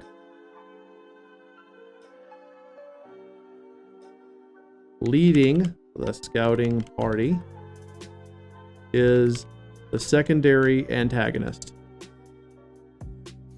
Now, I've gone ahead and I've looked back and forth between the notes while we've been talking, and I think we should change the secondary antagonist now. This is some of that stuff that we were talking about, including BG and others, about how we just sometimes mutate our stories. Right. I'm going to make the secondary antagonist... Hey, Murda. Hey, Murda. I'm going to make the secondary antagonist actually be now... Instead of being second in command to the antagonist, is second in command to the enemy tribe. Ah! That, to me, creates a stronger story. So this person, who is a secret half-dragon, we don't know that, is the second in command to the enemy tribe and is the betrothed to the protagonist. Oh, that's a nice one. So there we go. So, the secondary antagonist. Hey! Thank you for the subscribe there, Murda. All the love to murder. Now we must murder them all. Alright. So, we have the secondary antagonist. They want to take the protag home. Yeah. Alright. Try. Succeed. fail cycle number 2. Yep. Excuse me. Protag must convince secondary antagonist to turn away. And I made a mistake, because I'm a dork. Not the enemy tribe, the other tribe. Right? Yeah, the other tribe. The other tribe. It's the betrothed. Yeah. So, apologies there. All right. To turn away and leave her alone. This must be done without endangering the leprechaun child or killing the egg. All right. So now let's talk a little bit about success. Let's talk a little bit about okay, I will get that right. Let's talk a little bit about Deus Ex Machina. On a whole, Deus Ex Machina is a terrible idea. Anytime you have just things happen in the favor of the protagonist for no reason, that's bad. That's a Deus Ex Machina. However, you can pull what looks like a Deus Ex Machina as long as you've been giving the warning signs the whole time. So, here's my proposition for the success route. Here we go. Given how well the protag has been taking care of the egg, it now hatches, revealing a half-dragon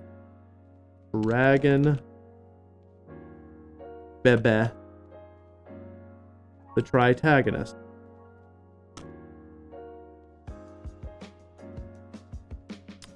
This causes the secondary antagonist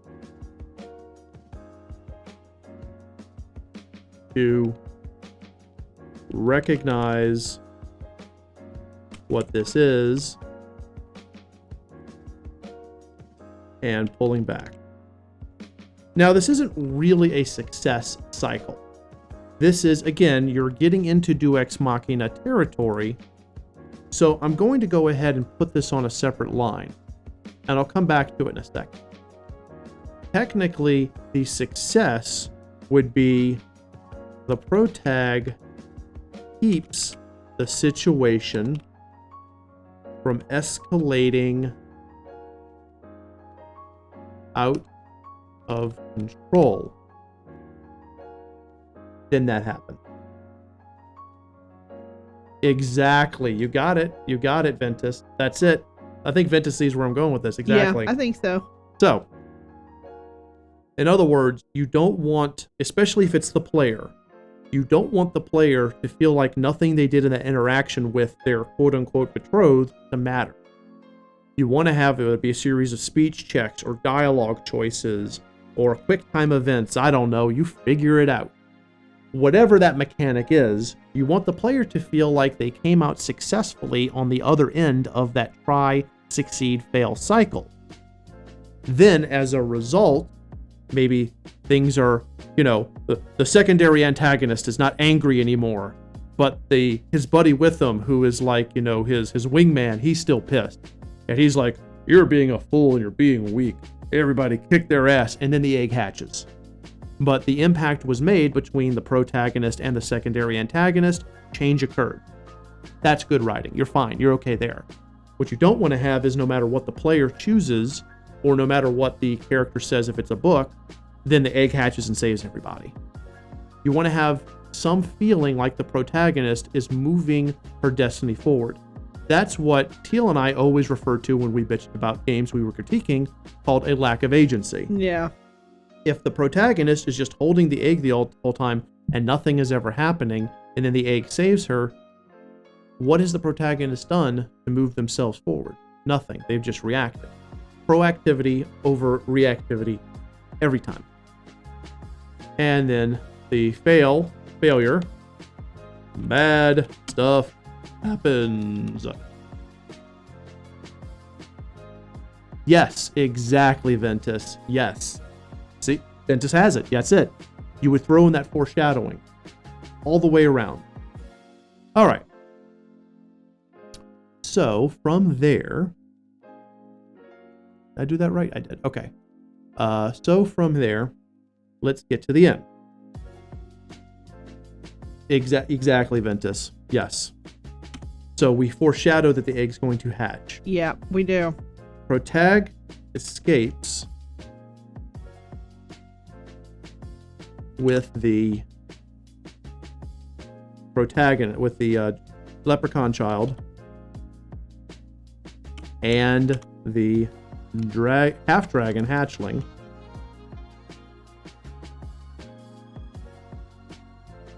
And gets away. Whee! Run, run.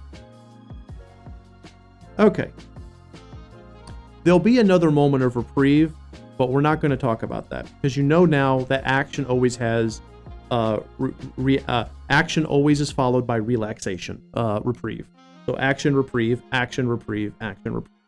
Instead, we're going to focus on something else. We're going to bridge more moments of reprieve and action, etc. So we know other things have happened. Now we're going to get to Yeah. You and me both, Ventus. Now we're going to get to what's called the moment of realization. Ah, yes.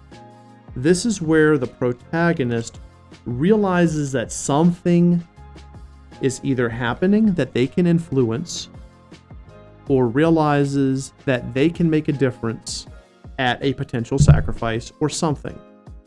The moment of realization is when the protagonist comes to the cathartic sense. It's a moment of catharsis. I can make an impact in the world. I can do this. And it can be as huge and massive as Samwise's moment of realization in Return of the King when he says, I can't carry the ring, but I can carry you. And he picks up Frodo and carries him up the mountain. It can be as itty bitty and tiny as Sarah realizing she will do whatever it takes, even throw away her childhood, to save Toby.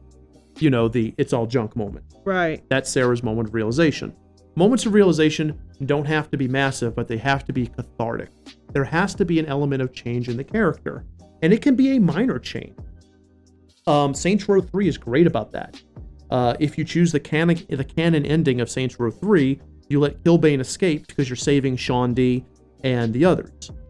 That is a cathartic moment for the psychopathic boss where he realizes homies are more important than revenge.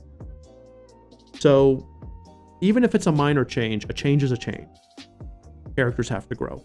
So the moment of realization that I've come up with after this fantastic story that we've all been weaving together is the protag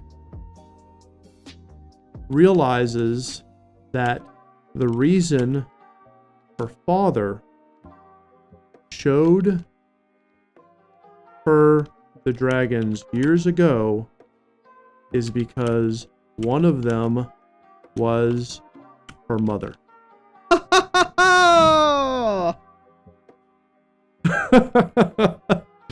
I love you too, Murda. Wow. He is a half dragon and holds the key along with the Antagonist in stopping. Yeah, Dwarf Dragon. I'm good with Dwarf Dragons. I'm okay with that. What's it called? The Big Fire? The Great Fire. Stopping the Great Fire. Yeah. Or the calamity of it. Okay, so now that we have that, we're going to have another bridge. Protag gets within protag gets close enough to the dragon tribe to see it, including presumably her mother. Now we come to the third stake. And this is where even oh yeah. God, I love Symphonia. Tales of Symphonia is so great. Okay, the third stake has to be the biggest of them all. That's right. The final stake. This one has to be bigger than everything else. The stakes can't be any higher at this point. And we're going to say that unless the protag succeeds, those who aren't killed in the war between the tribes will be killed by the Great Fire. And we come to the third and final try, succeed, fail cycle.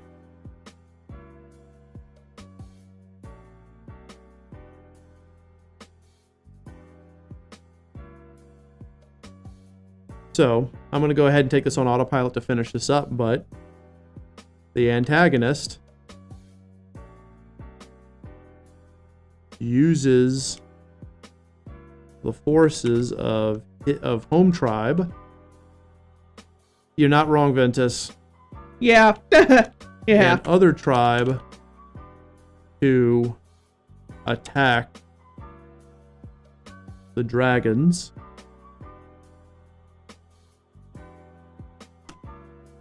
No, to attack.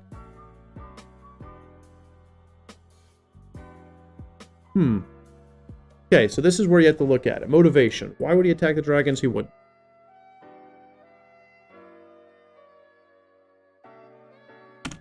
I'm going to strike that.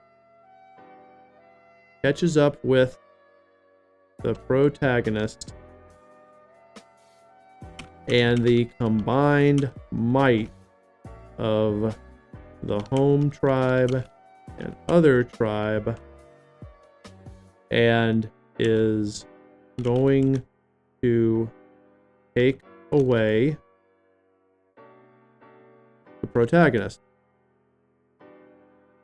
When the dragons come, a massive fight breaks out.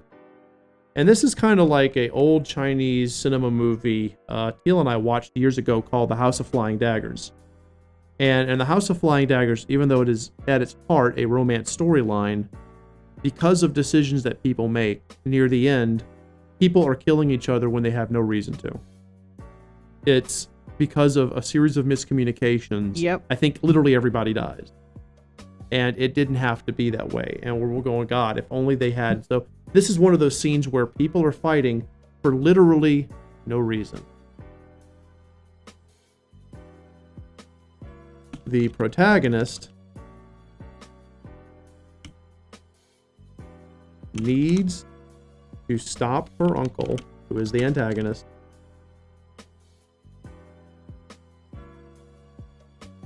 before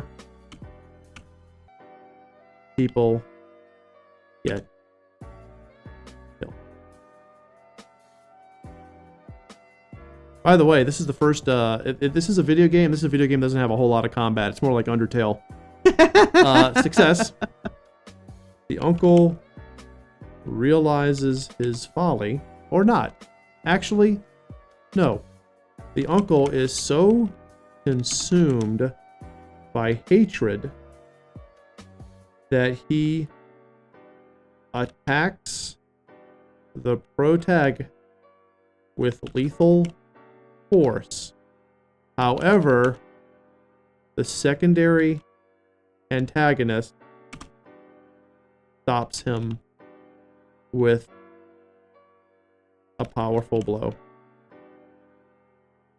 You can send him over a cliff, kill him, incapacitate him, it doesn't matter. It stops him. The secondary antagonist turns against the antagonist, which is fine. Yeah, it's That's fine. actually, yeah. it happened in Star Wars. It happened in Robin Hood. It happened in Robin Hood. Failure. It's okay if this one we say protag and lots of people die. Yeah. So now Game we're going over. to say the protag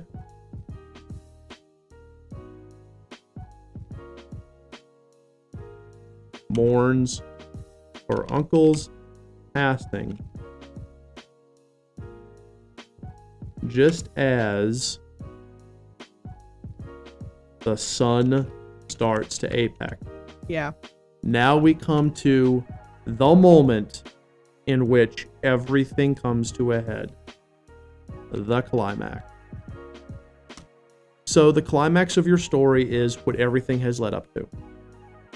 Every trial, every tribulation, every tear, every tear shed, every laugh had. Everything, every lesson learned comes to the climax. In video games, this is generally your final battle. You know, that moment in which you fight whatever it is that you have to take care of in order to stop whatever is going to happen. Thank you, Murda. That's awesome. The climax of a book can be something climactic in a battle sense, or it could not be. Remember, the climax of The Lord of the Rings was not the battle at Blackgate. No. It was Gollum biting off Frodo's finger and falling into the lava. Yes. That's the climax of the movie, of the book. All the shit that happens with Saruman and the Sire later, J.R. Tolkien writes too much. But Human Kingdom, yeah, there you go. So yes, the climax doesn't have to be a fight, but in most games it is, so it's okay if it's a final battle. In this instance, it's not. This thing has to happen. So, the protag's mother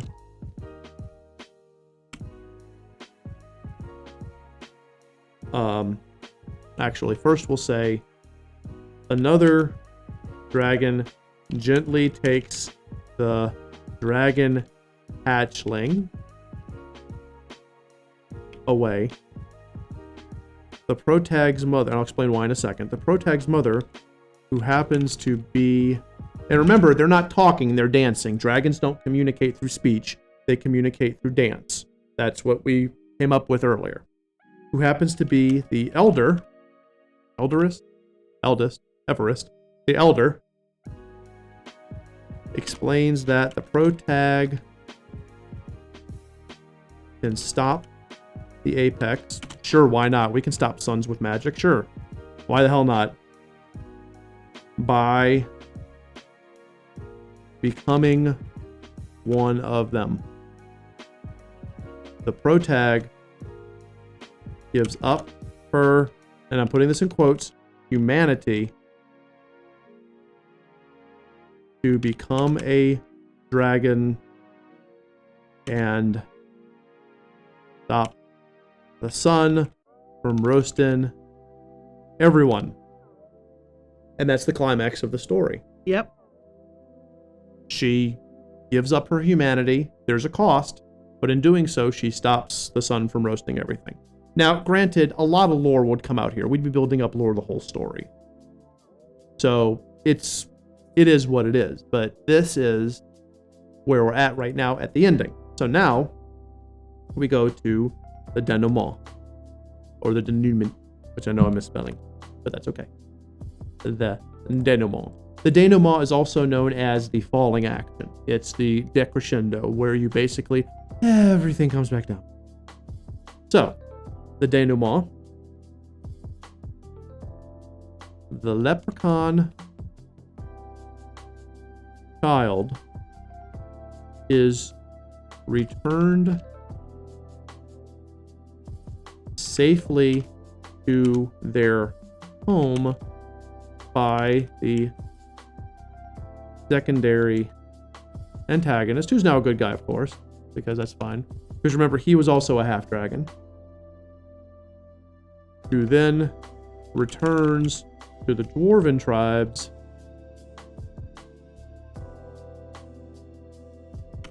to act as an intermediary. I got it. Oh my god, I thought I got that one right. I would have been impressed with myself. An intermediary between the dwarves and the dragons. And that brings us back to the resolution and the new status quo. Dwarves continue to need peace talk and treaties and such to keep from warring. So they're not, oh, it's peace in the land and no one ever fought again. It's, okay, so dwarves still kill each other, but they're killing each other a little less. Dragons come out a bit more.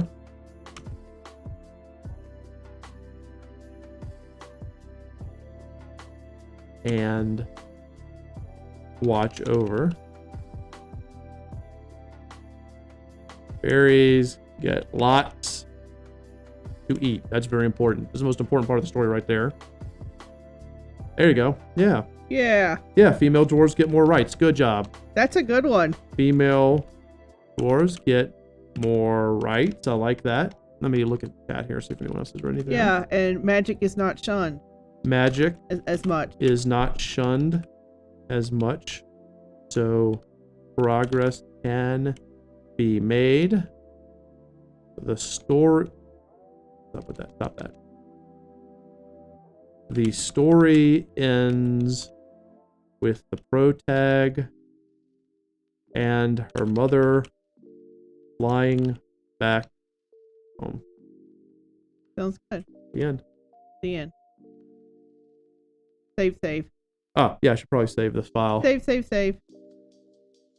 And we will call this Dragon Dance.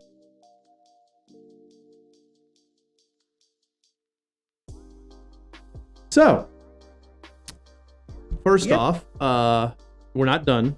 We're going to go into the second half of this in a second. But I want to thank everybody who threw out all these wonderful ideas. This was great. We're going to take about a 2 or 3 minute break. We're going to shift positions.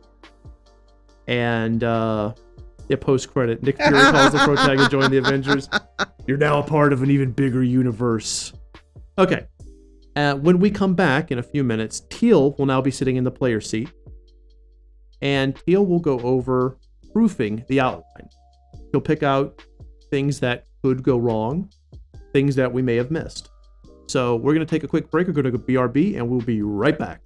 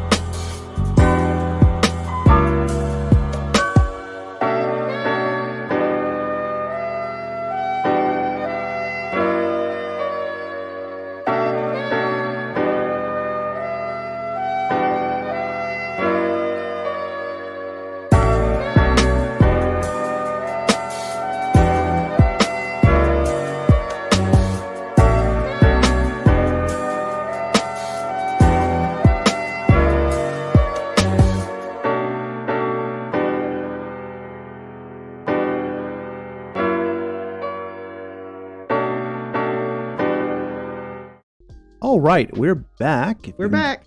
All right, just give me 1 second, everyone, and I'm just going to go over here, and I am going to switch this over to teal. I believe my lovely wife is now in the player's seat running thing. Okay, so my job is to dev edit this manuscript. Let me have the mouse. Thank you. You got to bring it a little here to get it on the screen. Keep going. Keep going. Ah, there we go. A dev editor is different than a line editor. Okay, a line editor just simply goes through and edits grammar and punctuation errors. That's pretty much it. What a dev editor does is more in-depth.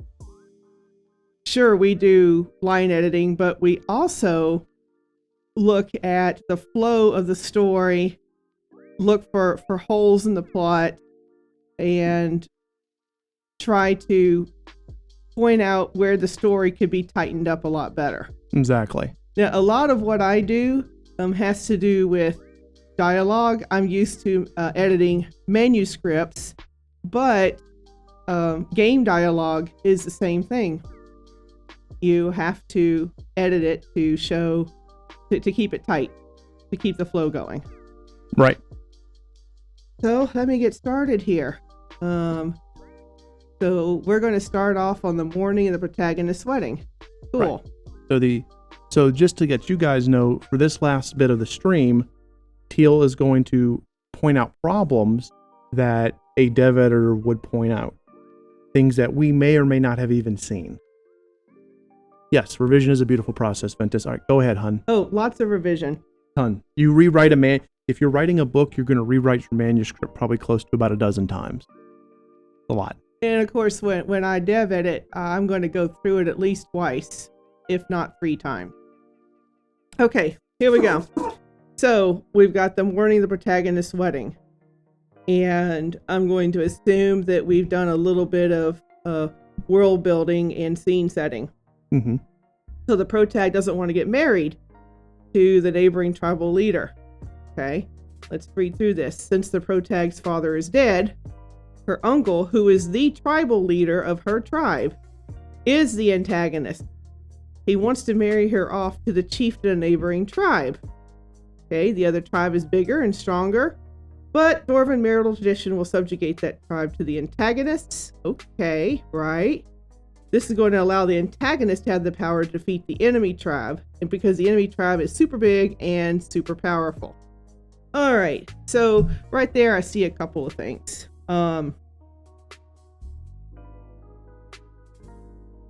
Why that particular tribe? Okay. Are there may be other, I'm going to assume there should be other tribes. Why did he pick that particular tribe Right. when there are others? Good question. There's got to be other tribes. You can't just have 3 tribes of dwarves. I mean, that's pretty much, they're almost extinct at that point. Right. And by the way, chat, just so you guys know, we don't have to answer her. She's just posing the questions that we would need to think of if we were proofing this. If you want to throw out an answer, that's great, but that's not the point of this, of course. No, the point is I'm showing you what a dev editor is going to ask the writer of this. Right. And the writer's got to go back and think about this. One can never have too many goats, Yorkshire. That's true. Okay, so Uncle, the tribal leader, he antagonist, so he wants to marry her off to the chieftain. Okay. Regardless of what she wants. Right. Okay, so Dwarven marital tradition, I'm assuming you're going to go into that. We don't have to talk about that too much. Right. We would assume, of course, that world building is being done over the course of the exhibition of the narrative and the execution of the narrative. But it is always important for, and Teal does this whenever she looks at my manuscripts, if I'm not addressing a point prior to that point needing to be addressed, she'll put a big tag on it and say, this needs to be either world built or somehow exhibited earlier.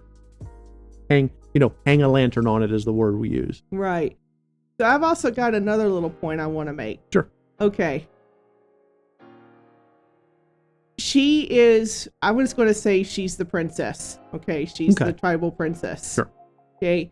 She should understand how important it is. Mm-hmm. This is the kind of character she is. Right.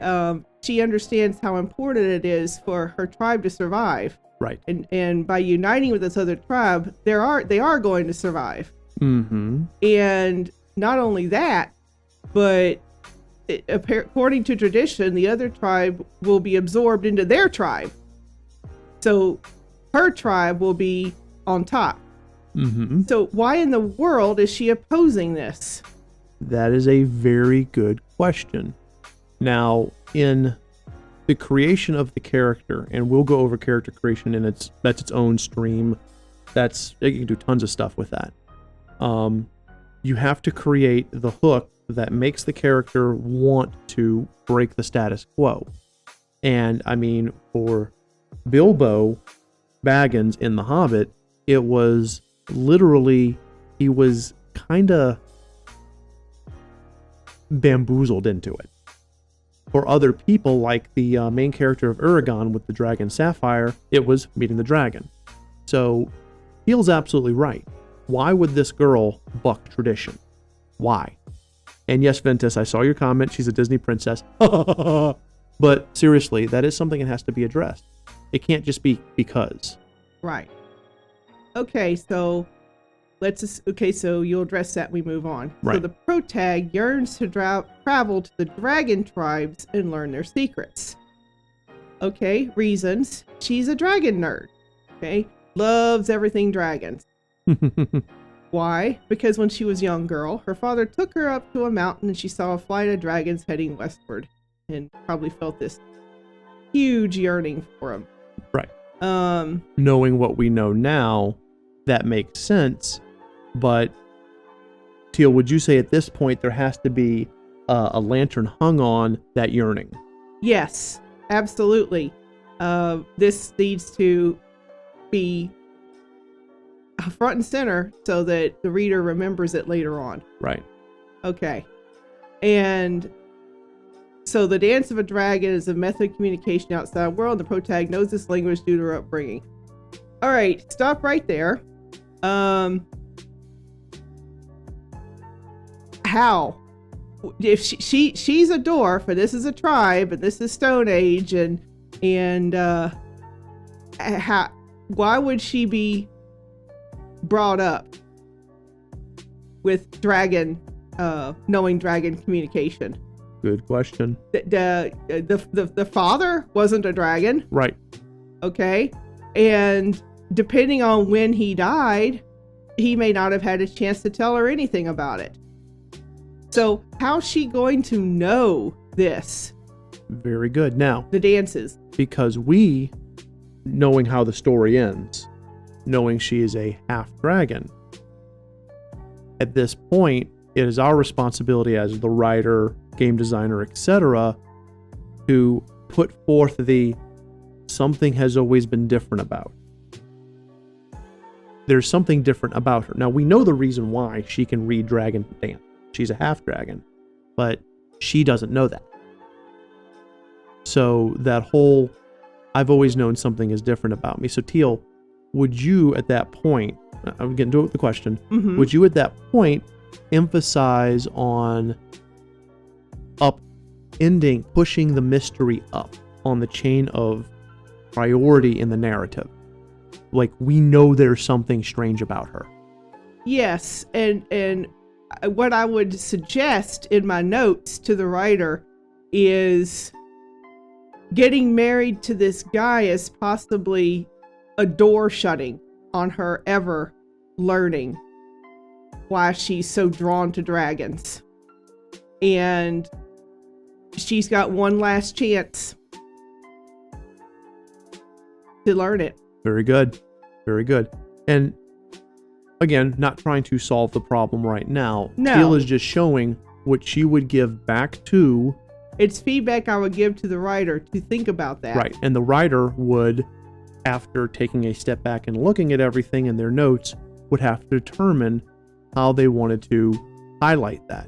And that's part of the revision process, is looking back at what you've done, knowing what doesn't work, but how to bring the two together. Because if you try to force a solution in a writing situation, whether it be a story, a video game, it doesn't matter, you're going to come across that janky jarredness that people make fun of on YouTube, make fun of in Let's Play videos, etc., etc.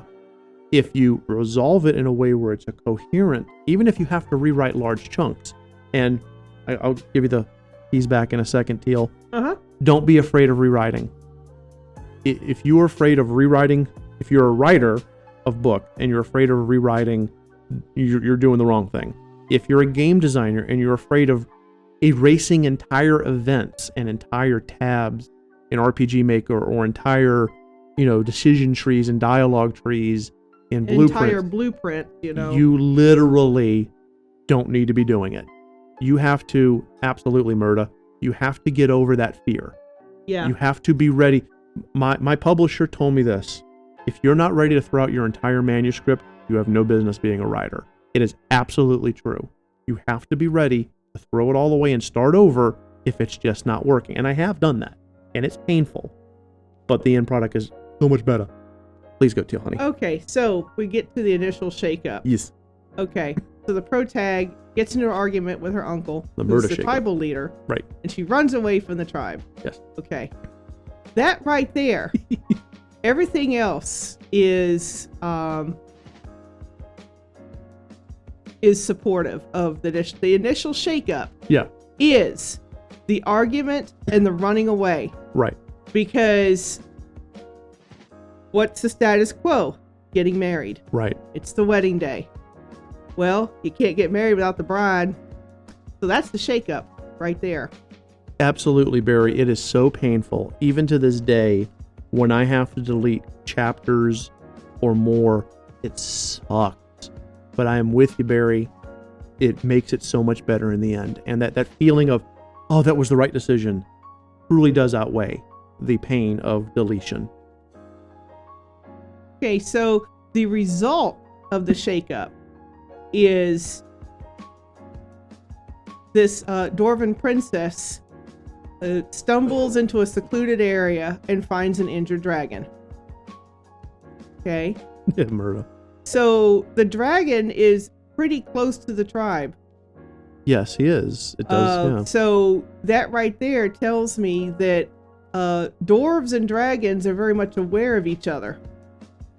Oh, now that is interesting. Let me bring that up. What Teal just did was found a problem and possibly a solution that I didn't even know we had. The dragon that the protagonist finds has to be relatively close. It can't be a day's journey. No. She didn't run off that far. She had a temper tantrum. Ah! So it was maybe a mile? Yeah. At the most? At the most.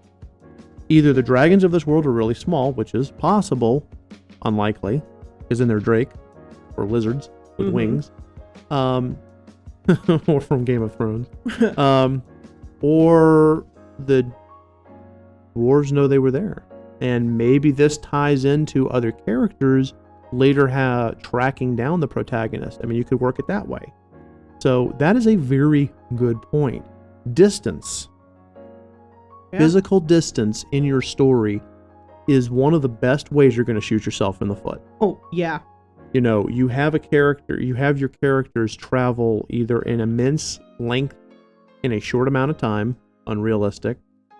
You have two people on either side of a palace. Somehow one gets to the other side quickly enough.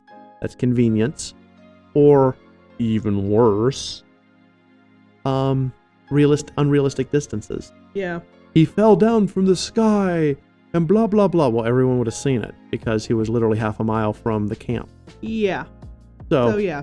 These are things to think about. Good job, Teal. Okay, so this dragon is critically injured and is moments away from death. However, before the dragon dies, they do the last dance to communicate the coming of the Great Fire. Okay. You're not going to be able to do a dance if you're critically injured. Good. Okay. So at that point, the writer would have to go, okay, maybe not critically injured, which doesn't really work, or maybe the dances are subjective and it's just body movements. Dragons communicate through body language. Mm-hmm. So it takes exactly, Murda. Yeah. But that's things to think on, you know, or are dragons just physically immune to pain and half dragons are partially immune? I mean, I don't know. There's so many directions you can take it in. There's so many directions you can take this. Don't take it in a cheesy direction. Oh, well, they had to, so they did it. No, they don't do it just because. No. Right. Does the dance by itself? That's possible. Exactly, Ventus. Right. That's true. In other words, you as the writer at that point come up with a solution, and that solution builds into either build your world lore, builds off your world lore, or creates a new piece of world lore that you then have to go through the rest of your story and add. Because you may have just created something like the tale, for example, that, oh my god, this could do everything, but it's going to change this scene, this scene, this scene, and this scene. I got to go and do this. This is why you always take notes. Writers, developers take note. Always take notes. Okay. So the question I had, why would the dragon communicate the coming of the Great Fire to this random dwarf? You mutter your note. Is answered in the very next sentence. The dragon dies and leaves behind an unhatched egg. Thank you for the cheer, Yorkshire Pudding. You are awesome. It was very fun and I learned So that a lot. is the motivation right there for the dragon to communicate this warning to the random dwarf that comes along. Yeah. Okay. Yeah. So right there, it's interesting. A dragon that's critically injured, it has an egg. Mm-hmm. So that means it's a nest. There's a nest. That's actually interesting, yes, because at that point, unless the dragon has a different way of procreation, maybe it carries it in its pouch like a kangaroo or a seahorse, and you can do that. But the normal assumption is dragon egg equals nest, right? Right. So what Teal just did was she just made us think a little bit more about the world building of how dragons function. And you have to have that ready to either answer, or you have to have that already built in advance. You can't just go, oh, dragons do what dragons normally do in fiction, and then not be able to explain what Teal just mentioned. Please continue. Okay. So the unhatched dragon is actually your little protagonist. Yeah. Okay. And that's cool. That means We shall name him Scaly. that this egg is going to survive the next several conflicts. Right. It has to. Has to. Okay, so now we come to the bridge. Okay. Oh, excuse me, I missed number 3. Egg in hand, the protag heads back home. Well, of course she does, because she never intended to stay away in the first place. She just ran off and to cool down. Right. Okay.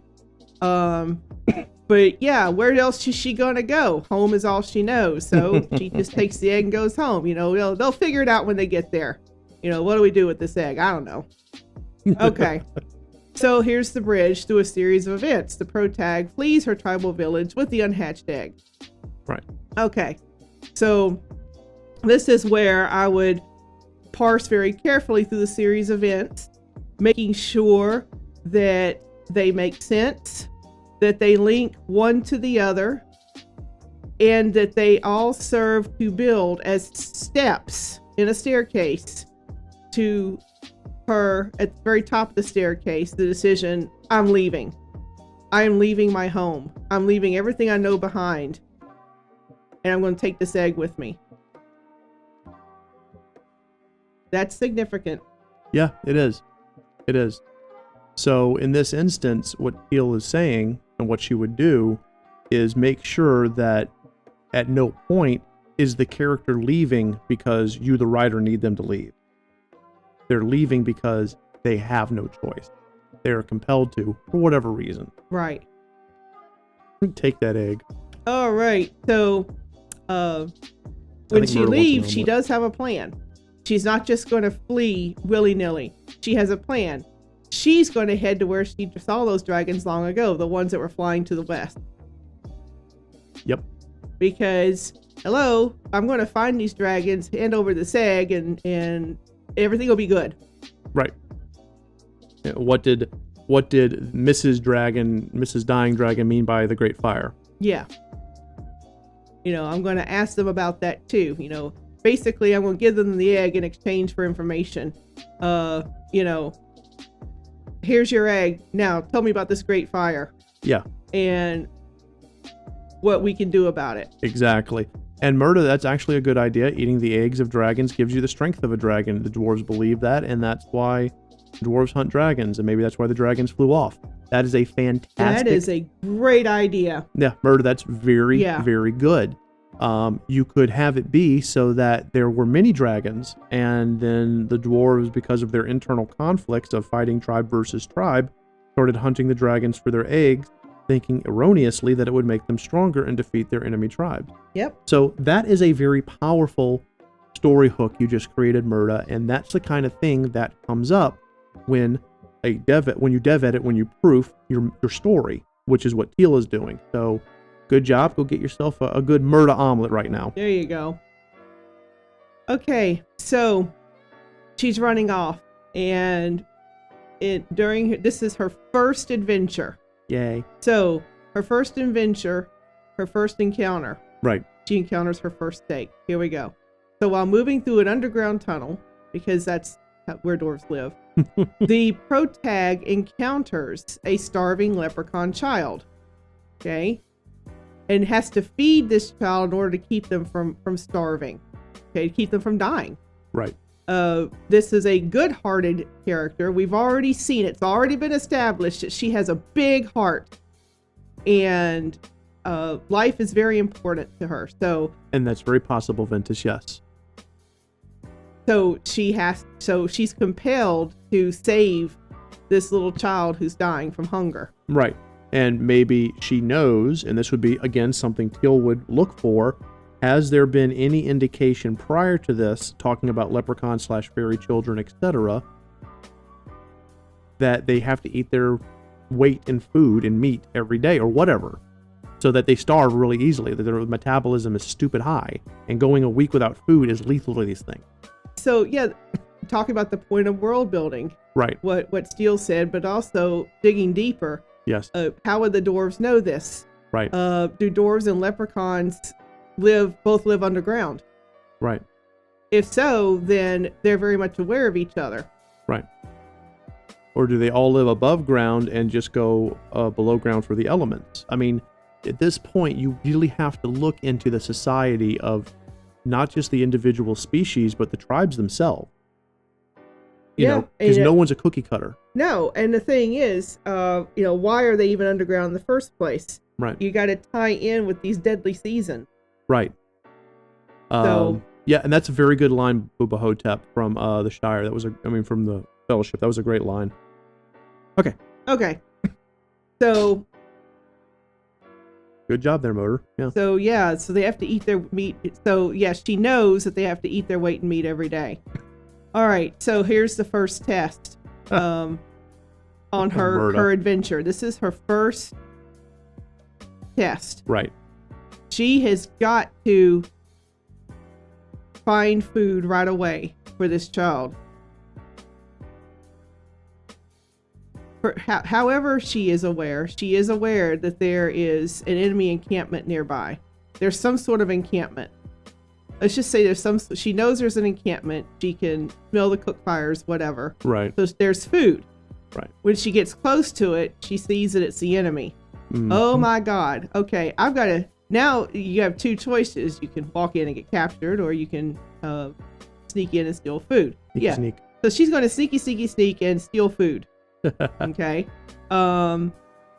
She's a good person, and we have to talk about again their society and their culture. Do they have a tenet against stealing? Is it even in their worldview? Right. I mean, we know it's in our worldview, but would it be in these people's worldview? Right. And and since this is a Stone Age world, just tossing this one out here, Teal, is stealing food one of the worst things you can do? Exactly. Is it? And my point was, is it even a thing? Right. You just take what you need. Right. It's there. I'm taking it. Right. If I don't get clubbed on the head, well, it's mine. Right. Okay. So we're going to steal food. So success. Okay. Success is you steal the food and don't get caught. Pretty much. That's success. Then you can go back. The result of that success is you go back and feed the child. Right. And the result of feeding the child is the child joins you. Exactly. So one thing leads to another, leads to another. Right. Unfortunately, of course, there's the caveat that it will create a hostility. That's my other point. Now, right. Let's continue looking at the success tree. You say this will unfortunately increase tensions and hostilities with the Protag's tribe. How? How are they going to know? You snuck in, you stole food, you snuck out. They're none the wiser. Right. So there's no way that they're going to know that anybody other than somebody amongst themselves is stealing food. Right. Now, there are 1,000 ways to fix this. Okay. But Teal's pointing out the fact that this has to be fixed. I'm going to toss out a random solution. Mm-hmm. Every tribe wears different colors, and our protagonist is a member of the red tribe, and she wears a red tunic, and it gets torn during the sneaky sneak, and even though she doesn't get caught, they find some red cloth. Boom. Identification there. So if you as the writer really want this tension to happen, that's what you do. Right. You have the piece of torn cloth. Otherwise, if it's not really important to the greater story, then you just strike this. Right. Okay? You strike it. Right. Now, failure is getting caught. Right. That's just failure right there. You're captured, and at that point, the tribe can choose, I'm going to kill you or I'm going to use you. If she was anything other than a princess, they'd kill her. End of conversation. But because she's a princess, she has value. Mm-hmm. So they're going to use her as a bartering tool, Right. as a way to exchange. Hey, we'll give her back to you if you do this. Right. It's a hostage situation. Yeah, it's a hostage situation. Now, this is, since it's dark, you can go pretty darn dark with a young female being captured. This is a Stone Age world, and you can get really grim with it, or not. But you have to think along the lines of the world while you're doing that. The world is a Stone Age world. What are the laws? This gives you this right here. This whole stake situation gives you a chance to really look at how the legal system of your world works. And I don't mean legal system like judges and juries, because that probably doesn't exist in a Stone Age world. But there's still a you do this bad thing happened to you kind of situation. Right. What is the law of your world that you're building? Yes. Okay. Exactly, Murda. Yeah. So one of the consequences of failure of getting caught is that leprechaun child will die. Right. Okay. So you potentially lost your protagonist right there. You lost him. Gone.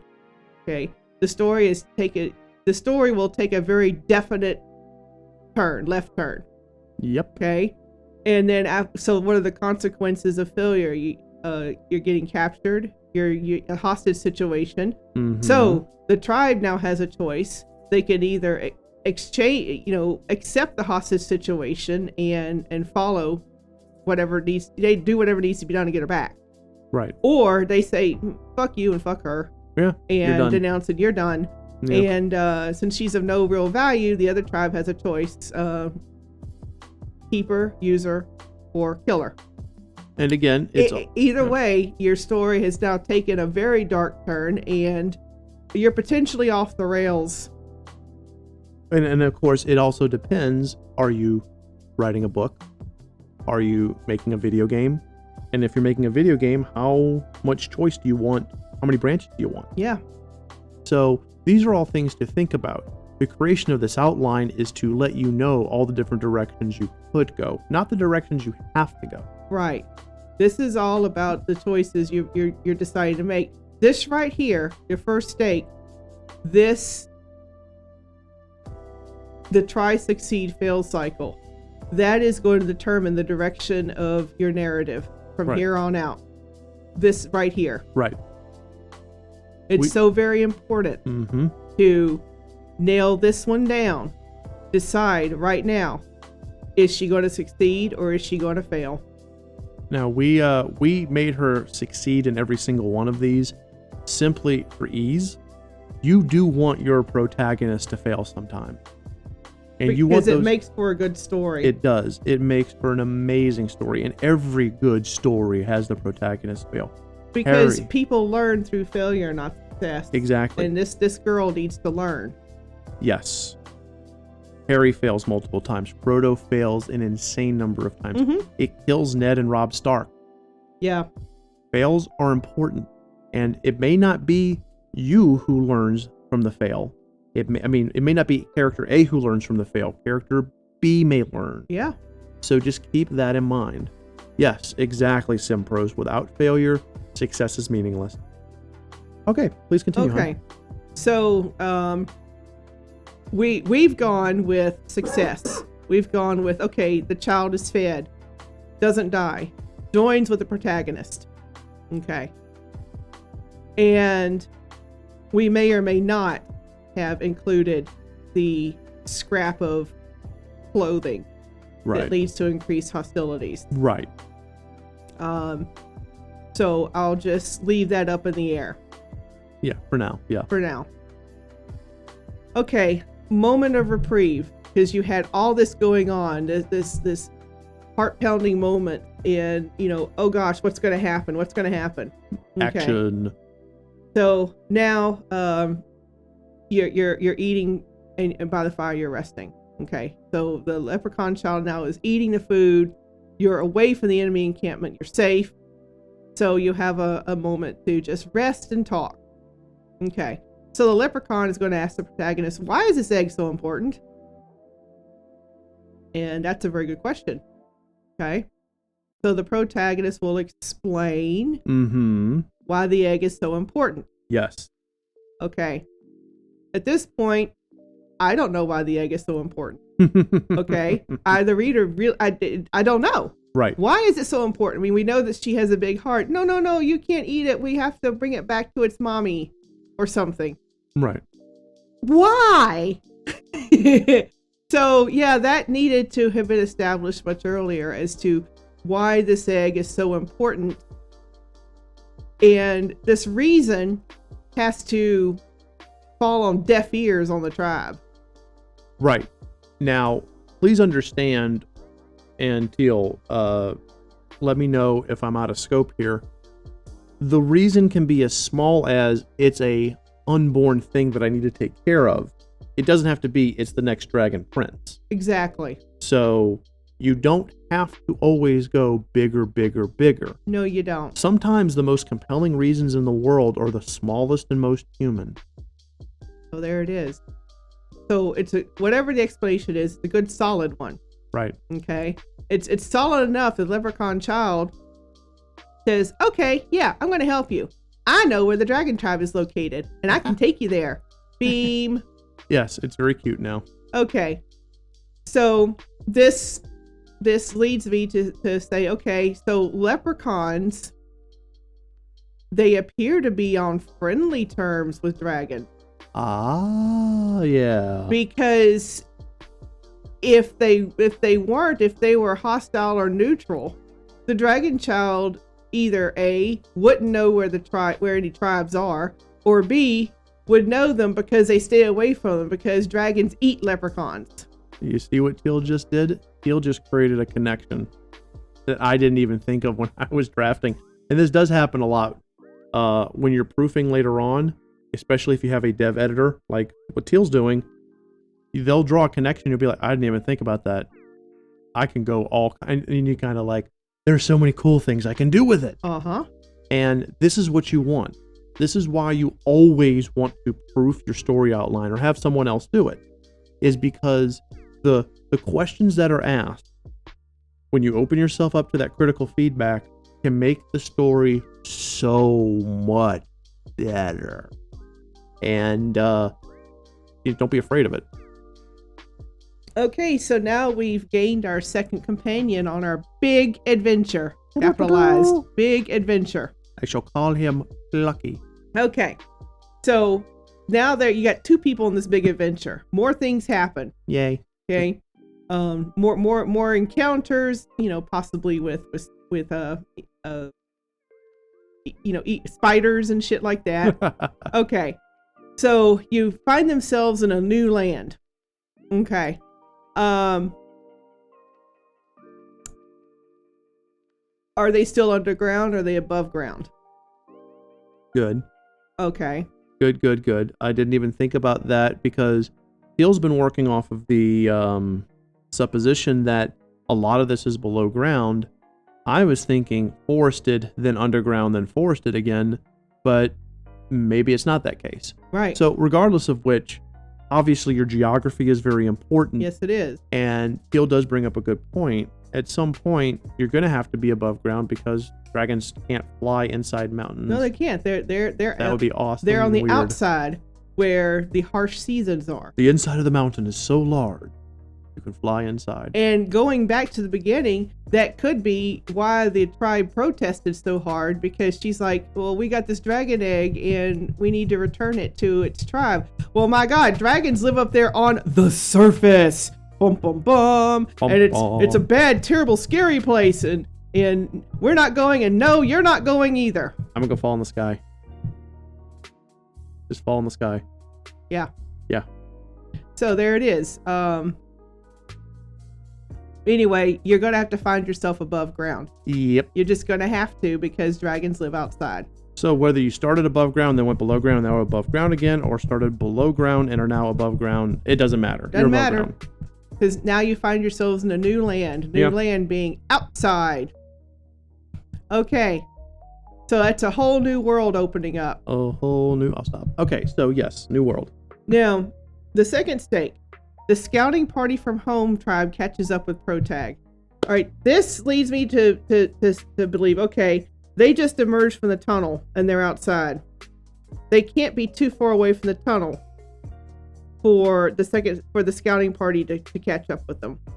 The scouting party is not going to want to be outside. Right. So they're going to catch up with them probably right at the entrance of the cave. So what we're probably going to want to do at that point is lay emphasis on the scene itself, where they're at, and that moment of bewilderment at this outside world, whether or not it's her first time, doesn't matter, affords that pause that allows the scouting party to catch up.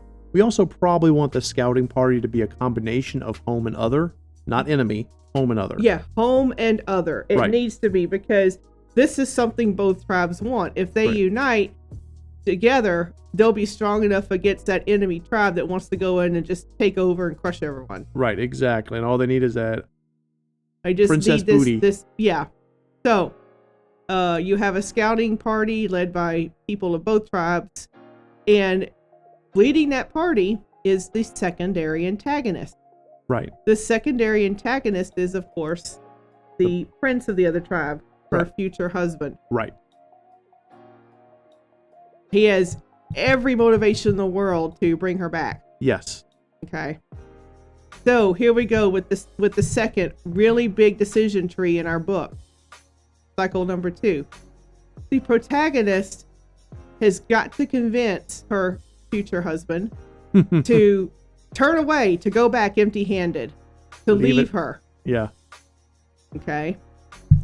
And that right there is it. The detail of it got to be done without endangering the leprechaun child or killing the egg. That is just supporting detail. That's not the actual decision tree. Right. That's just a condition. Right. Our decision tree is, are we successful in convincing them, or are we unsuccessful? Exactly. And I think going back on, again, if this is a book X, you have limited options. I'm sorry. If it's a book, you have to be linear because it's a book. If it's a video game, you can have more options, but you still have to keep in mind that the player of your video game has to attempt this particular feat, whatever it is. Yeah. Again, quick time event, dialogue choices, charisma check. It doesn't matter. Right. The idea is the player has to bring this cycle to a success if they want to advance your narrative in the positive direction. Go ahead, Tim. Okay. So the success is the protagonist keeps the situation from escalating out of control. Right. No. No? Okay. Success is she convinces her future husband to leave him alone. Okay. That's the success. So it's not relevant as to whether or not other people in the party with the secondary antagonist become assholes, forcing the egg to hatch, etc., etc. No. The false deus ex machina. Right. It's not a deus ex machina, it's a false one. Mm-hmm. But that happening is irrelevant. She has to succeed in convincing her future husband to back off. Right. Okay. So that is an important thing to note, everyone, because what Teal is doing is she's forcing agency. She's making sure that the protagonist is moving her story forward and not just happenstance. Right. And of course, failure is she doesn't convince him. Yeah. Okay. That's the failure. Right. Now, the consequences. The results of success is the leprechaun child is still safely with her. The egg is still safely with her. And she, at that point, is free to go. Exactly. The results of failure is twofold. Mm-hmm. She could either be, handcuffed and brought back. Right. Trussed up like a turkey. Mm-hmm. Or there could be a fight. Right. And the results of the fight determine, does she go back with them, or, as in handcuffs, Mm-hmm. or does she escape? I mean, what you're basically saying at that... Because what we're not doing is we're not killing her. Right. There's no reason at all for the scouting party to kill her. Right. It doesn't make any sense. It would, in fact, the secondary antagonist would go out of his way to protect his future bride. Yes. So, yes, you are correct. Now, if there's a fight, the leprechaun child and the egg are in danger. Yes. In the conversation. They are at risk of dying. Right. And so you have a choice there. If there's a fight, do they die? Do one or both die in the fight? There it is. Okay. And again, if they die, they're out of the story. Done. Right. Gone. If they don't die, what happens to them? Right. So you see where you have all these branching decisions, results of previous decisions. So you, as the developer / writer / etc., you as the creator need to decide how many branches you're willing to juggle. Yep. Because if you're not willing to juggle a branch, even if it curves right back into the main branch, the quote unquote illusion of choice, don't give the option. Yep. If you're not willing to explore the option, don't offer it. Okay, we're going to go with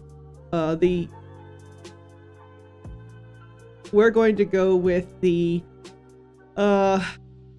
it's a success. The success option. Yeah. And the protagonist is going to walk away with the leprechaun child and the egg. Now, here's a complication. The complication is the dragon, that the egg hatches. Right. During this conflict, right. During this cycle, the egg actually hatches and reveals a half-dragon hatchling. Exactly. So the complication is going to influence the decisions that are made by all parties. And yes, even the leprechaun child has a decision to make if you think about it. Right. Well, this isn't an egg anymore. This is a dragon. Do I want to stick around or do I want to take off? That is something to think on. And it's a half dragon, which of course we could say, and we talked about it during the brainstorming part earlier, this could be something that clinches the secondary antagonist, allowing the protagonist to escape. Yep. Because he himself, being a half dragon, recognizes the egg for what it is, and that clinches it for him. Yeah, that clinches it for him. Right. So yeah, you see how this all connects together. Right. Okay, now a bridge between these decision trees, the results of this, right, and the moment of realization. Okay, right. You've got to have this bridge. Right. Okay. So the bridge is going to be a series of action points and reprieve points. And that's actually pretty easy to write at this point, because you've got this little adventure party. Yeah. A dwarven princess, a leprechaun child, and a baby dragon, baby half dragon. Yeah. Who are out in the big open world. It's actually a very interesting group, because she's the oldest and she's having to be both leader and mother. Yes. The leprechaun child wants to eat anything it get its hands on, because it's always hungry. All right, and the dragon hatchling is his own ball of earwax. It's just a baby who doesn't know how to do anything. He's, it's hungry, and it's either hot or cold, right. And it cries like a little baby. It's a baby. The baby. Okay. Welcome back, Ventus. Yeah. So you've got these three these three misfits on an adventure in this big world that none of them know much about. Hey, it's the stream that put this together. The stream created this party. Y'all are responsible for this. Okay. The bebe. So there's lots of action where you're taken through the dangers of the world. Right. And moments of reprieve where you reflect upon the dangers. Right. And talk about yourselves. Yeah. And that leads up mm-hmm. to the moment of realization. There it is. Okay. So the protagonist will finally realize that the reason her dwarven father showed her the dragons years ago is because a dragon was her mother. Right. She's a half dragon, and she holds the key along with this baby dragon of stopping the Great Fire. Right. Okay, so let's talk about this. First of all, how was he able to mate with a dragon? Carefully. Yeah. Second of all, what would drive these two to do that? Well, right. These two very different people. Now, I'm going to keep on talking. Go ahead. Let me make my point. Go ahead. Okay. What would drive these two to do that? And the third is, why would she, the result of this strange union, why would she be the chosen one? Exactly. What makes her the chosen one? Just right. Is this a random encounter? No. That is knocked out of the water. The moment you made her the chosen one, then you can't just, it's not going to be, it's his fantasy. This is a fantasy novel, so it's not just because it happened, because This is a random encounter between a horny dwarf and a bored dragon. It's just that's this is not satire, this is not comedy. This is a dark fantasy, so it has to be a very serious, well thought out reason. It was a metachlorian count. No, but seriously though, Teal brings up the most important point also ever. Like, this is the most important point.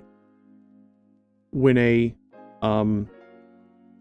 writer reaches their climax moment, not their climax, I'm sorry. When a writer reaches the big reveal, that's what I meant to say. Yeah, the big reveal. It is way too easy for them to have created the reveal without actually have laying out all the steps properly.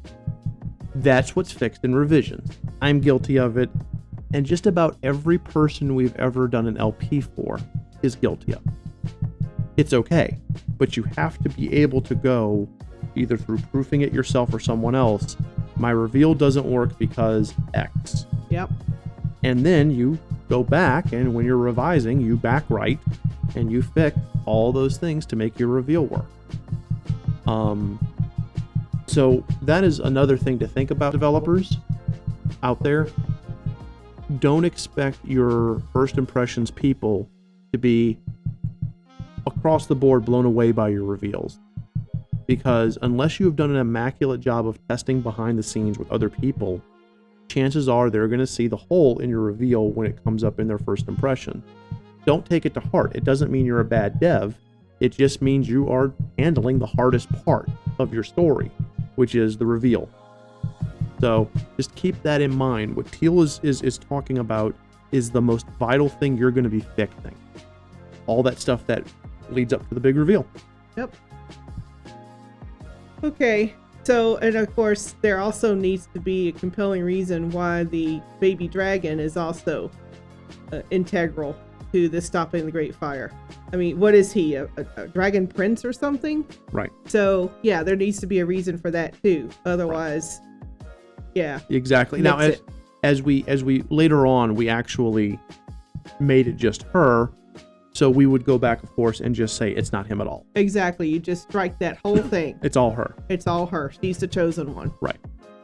Okay. So now you've got this. Now she really has a purpose. Yes. Okay. With determination on her face, she's like, we are going to this dragon tribe. Okay. And so they go through another series of adventures to get close enough to the dragon tribe. They now know where it is. They see it. Yeah. And you can set that up. That's easy enough. maybe they're on a high mountain. Mhm. So they get close enough to the tribe to see it, and her mother may very well be a part of this tribe. Okay. Now, we as the author, we already know, yeah, mom's in this tribe. Does the protagonist see this dragon and know it's her mom? Or does the mom see her from afar and, this smells like my child? Right. Does the mom go to her? Interesting, right? Very interesting. It also, goes back to world building. Your dragons have the ability to take on humanoid / dwarven form. Exactly. Because if they do, that would, one, solve your mating problem, but would also allow her, the protagonist, to recognize the mother at a point if the mother turned into something that looked similar to her or her father or something. Yeah. Something that she could easily identify as, oh, that's my blood. While I love the idea personally of the mother knowing the daughter by smell, I just love that. So, yeah, your bridge is getting to the point where mother-daughter unite. Right. That's your bridge. They have to be united in order to take on the third stake. Right. Okay, the third stake is the Great Fire. It looks like. No, it's the uncle, actually. The uncle is the third stake. Okay. Yeah. So The third stake you just is badly typed it. Okay, so unless the protagonist. Right. Okay, so the third stake is the uncle. Right. Going up. Right. He has to be overcome in order for her to overcome the Great Fire. So there is a very compelling reason why the uncle doesn't seem to give a shit about the Great Fire. That he only cares about his agenda, which is surviving underground. Right. Because it would make sense to me, and this is my thoughts on it, just looking at this, whether he's underground or not, it's the Logain story all over again. Yep. Where he only cares about the immediate threat, which is a military threat from the enemy tribe. The Logain didn't even believe there was a blight. Maybe the uncle doesn't even believe there's a Great Fire. It's all dragon nonsense.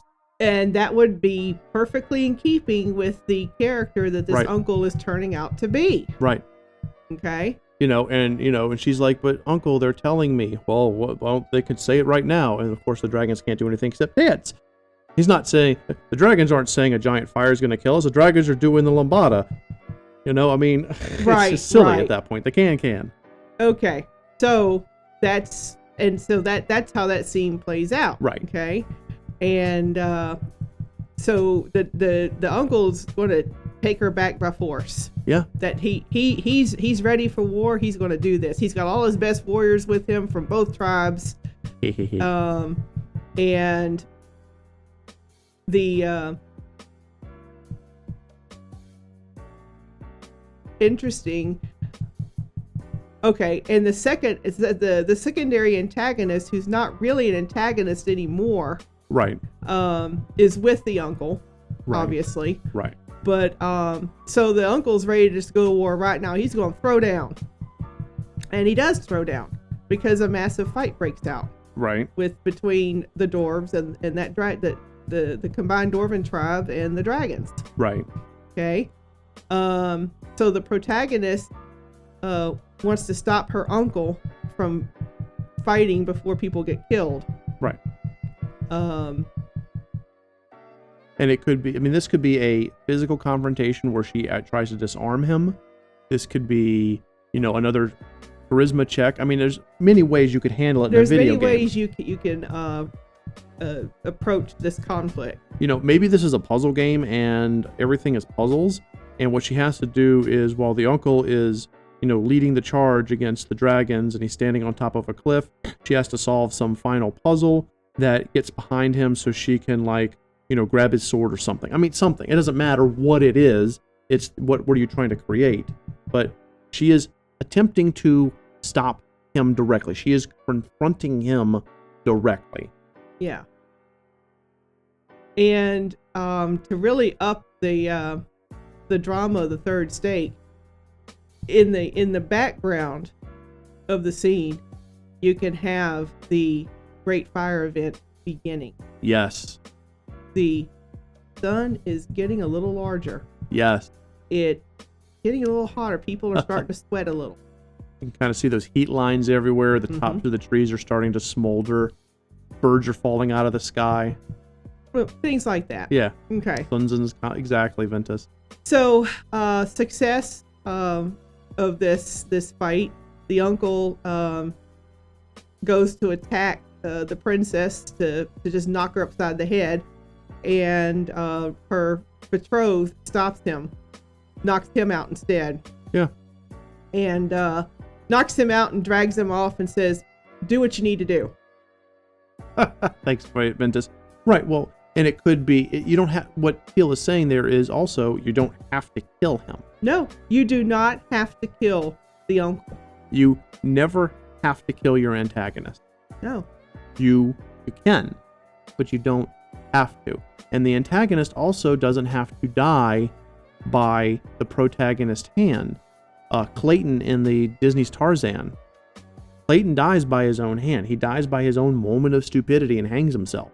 Tarzan doesn't kill him. The success has several branches. Right. Uncle is killed. Right. Uncle is knocked out and dragged away. Right. Subdued. Yeah. Yeah. Uncle throws himself off the cliff and kills himself. I'm gonna be free. Yeah. So there's several ways this could end, and Right. of course, branching from there, let's say, okay, he got subdued. Okay, the secondary antagonist now has a choice: become the new leader or not. Right. Right. You There's know. so much. There's so many So directions. many things. Yeah. Right. But anyway, the failure, of course, is that the protagonist is killed, because this is the chosen one. This is the key, and you kill her, game over. Yeah. You can't make the stakes any higher than this. This is the highest your stakes are going to be in your story. Yeah, because if she dies, everyone dies. Yeah. The world is bathed in fire and Okay. murder. So at this point, if it's a video game, I would suggest that's a game over point. Yeah, pretty much. I would suggest that. Yeah. You know, it's kind of like the bad end in Chrono Trigger and the future refused to change. Yeah. Make it as bad an ending as you can at that point. Right. Okay. Okay. So now we get to the actual climax of the story. This big event. That's the climax is the Great Fire Yes.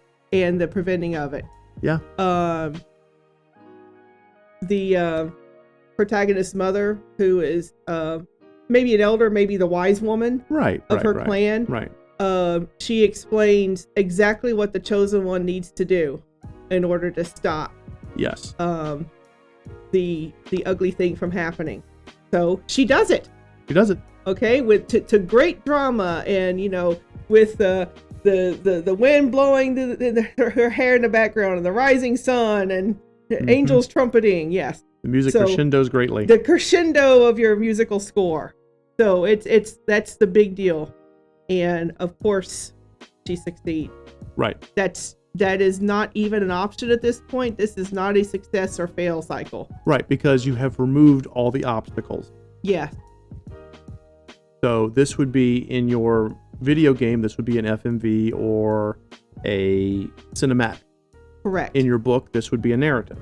This is happening because you've already completed the last obstacle and overcome it.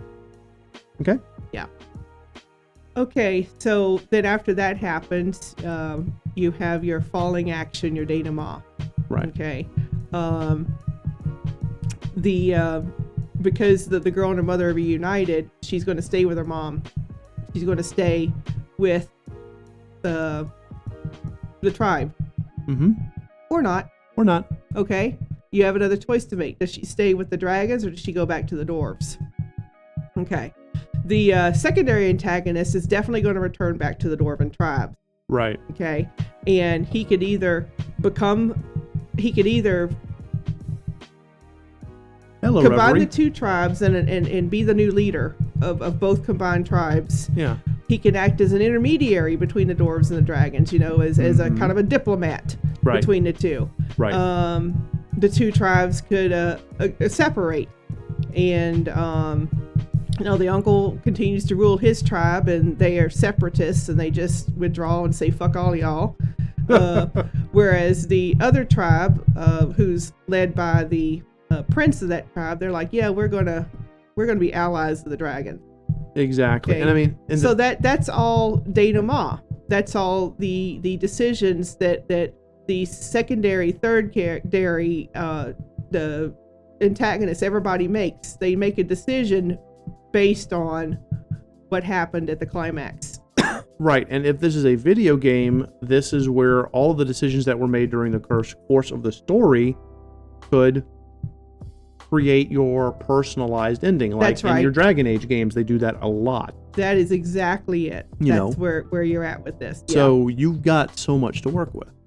And of course, the leprechaun child is going to be returned safely home. It doesn't matter what happens with the tribes. This leprechaun child does need to be returned home. Right. Okay. And then once those decisions are made, then you have your resolution, which is your new status quo. Exactly. Okay. So, as I said before, both tribes could become dragon allies. Both tribes could combine.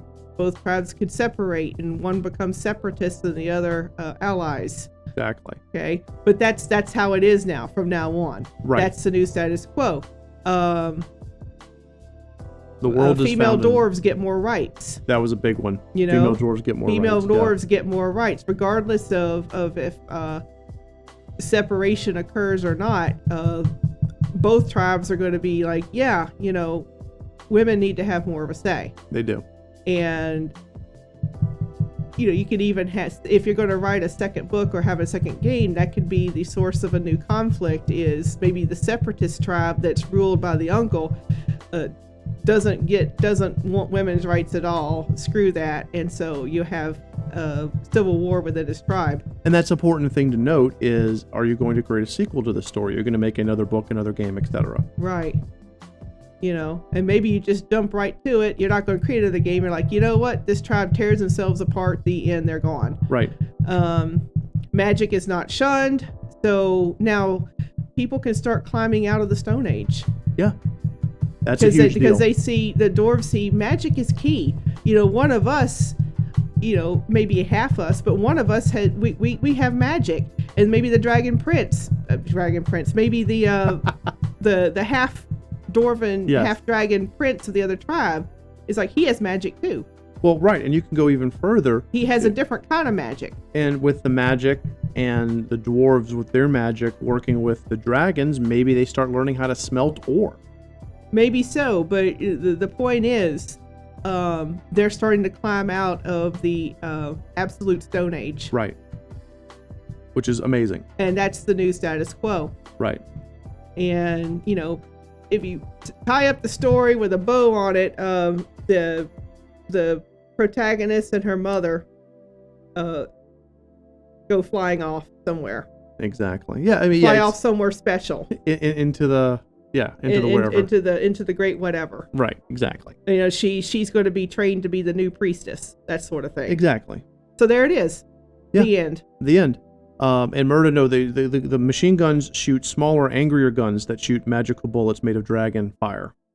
But anyway, the Murda cutting up aside, the chat has been very positive about this. And to answer the question, people, this was made in this stream. So everything you just heard was created by myself with the chat exceedingly helping during the course of the stream. It was a exercise in brainstorming to show how to brainstorm, draft, and then, as Teal just did, proof your story outline. So the takeaway from this particular workshop is, first off, take your most broad ideas, thank you, Murda, regardless of whether you start with tone or setting or story or plot, or it doesn't matter what you start with. Yeah. Bring it all together and start creating, a a structure, and it doesn't have to be too structured, and it might not be structured enough. I mean, Murder, you did mention that. Is it too structured? It is what it is. But those are the initial notes. This is the notes that y'all came up with. And take it and start structuring it more and more and more. And as you come to a part where you contradict yourself, figure out what direction you want to go in and change your paradigm accordingly until you have your entire outline. Then when your outline's done, you start proofing it, or better yet, someone else does. Always good to have another pair of eyes. You've got to have another pair of eyes. You have to. And then start fixing all those problems in the revisions. Then your game story, your book story, your whatever story will be the best it can be. So this was a very, very broad workshop. Seriously, super broad. We can go and do workshops over each of the individual pieces, parts of this. But I do want to ask this as we get ready to stop. Did you guys like this? Is this a format you all enjoyed? Let us know in the comments below. Let us know in the chat. Because this is going to be our Monday evenings now. We're going to take a topic that relates to the creative process, specifically with game and writing, game design and book design, and go through them. And sometimes it'll be me, sometimes it'll be Teal, sometimes it'll be both of us like tonight. But this is what we're going to be doing for the foreseeable future, because we want to teach you guys ways to make it easier for you. The only thing on that? Yep, but part of our mission is to educate. Yes. So we've taken Monday nights to do just that. Yes. Welcome, Reverie. I did say hi while Phil was talking, but thank you so much for joining, Reverie. It's fine. So every Monday, 6 p.m. Central is going to be our creator classroom. Wednesday and Thursday at 6 p.m. Central is going to be our critical play. That's where we play a game and we critique it while we're playing it. Right now, Wednesdays is Dragon Quest 11 with Peel, and Thursdays is Final Fantasy VII Remake with me. Fridays is our AMA, where we just sit back with a drink and chat. So please join us for as much as you like, and we will also be putting out YouTube videos as well as soon as possible. You're fine. You're fine. Everything's good, Reverie. So everybody on chat, we loved you guys. We are going to go ahead and call it because it is late. Yeah. So it is time, but we love the hell out of you guys. We really enjoyed ourselves. We hope you did too. Yes. Yeah. You guys have been amazing. I know we stumbled at first when we get started. You always stumble at the beginning of a brainstorming session. Something new. Yeah. Yeah. It's all good. Don't worry. We're going to have these. We're going to have a lot more fun with them. And we look forward to seeing you guys Wednesday, right? That's right. See you on Wednesday. Yep. So we love you guys. And if you like what you saw, lay the smack down the like button below. Consider supporting us on Patreon. Subscribe to us on YouTube and Twitch. We will see you soon. Love you guys and see you next video. See you next time.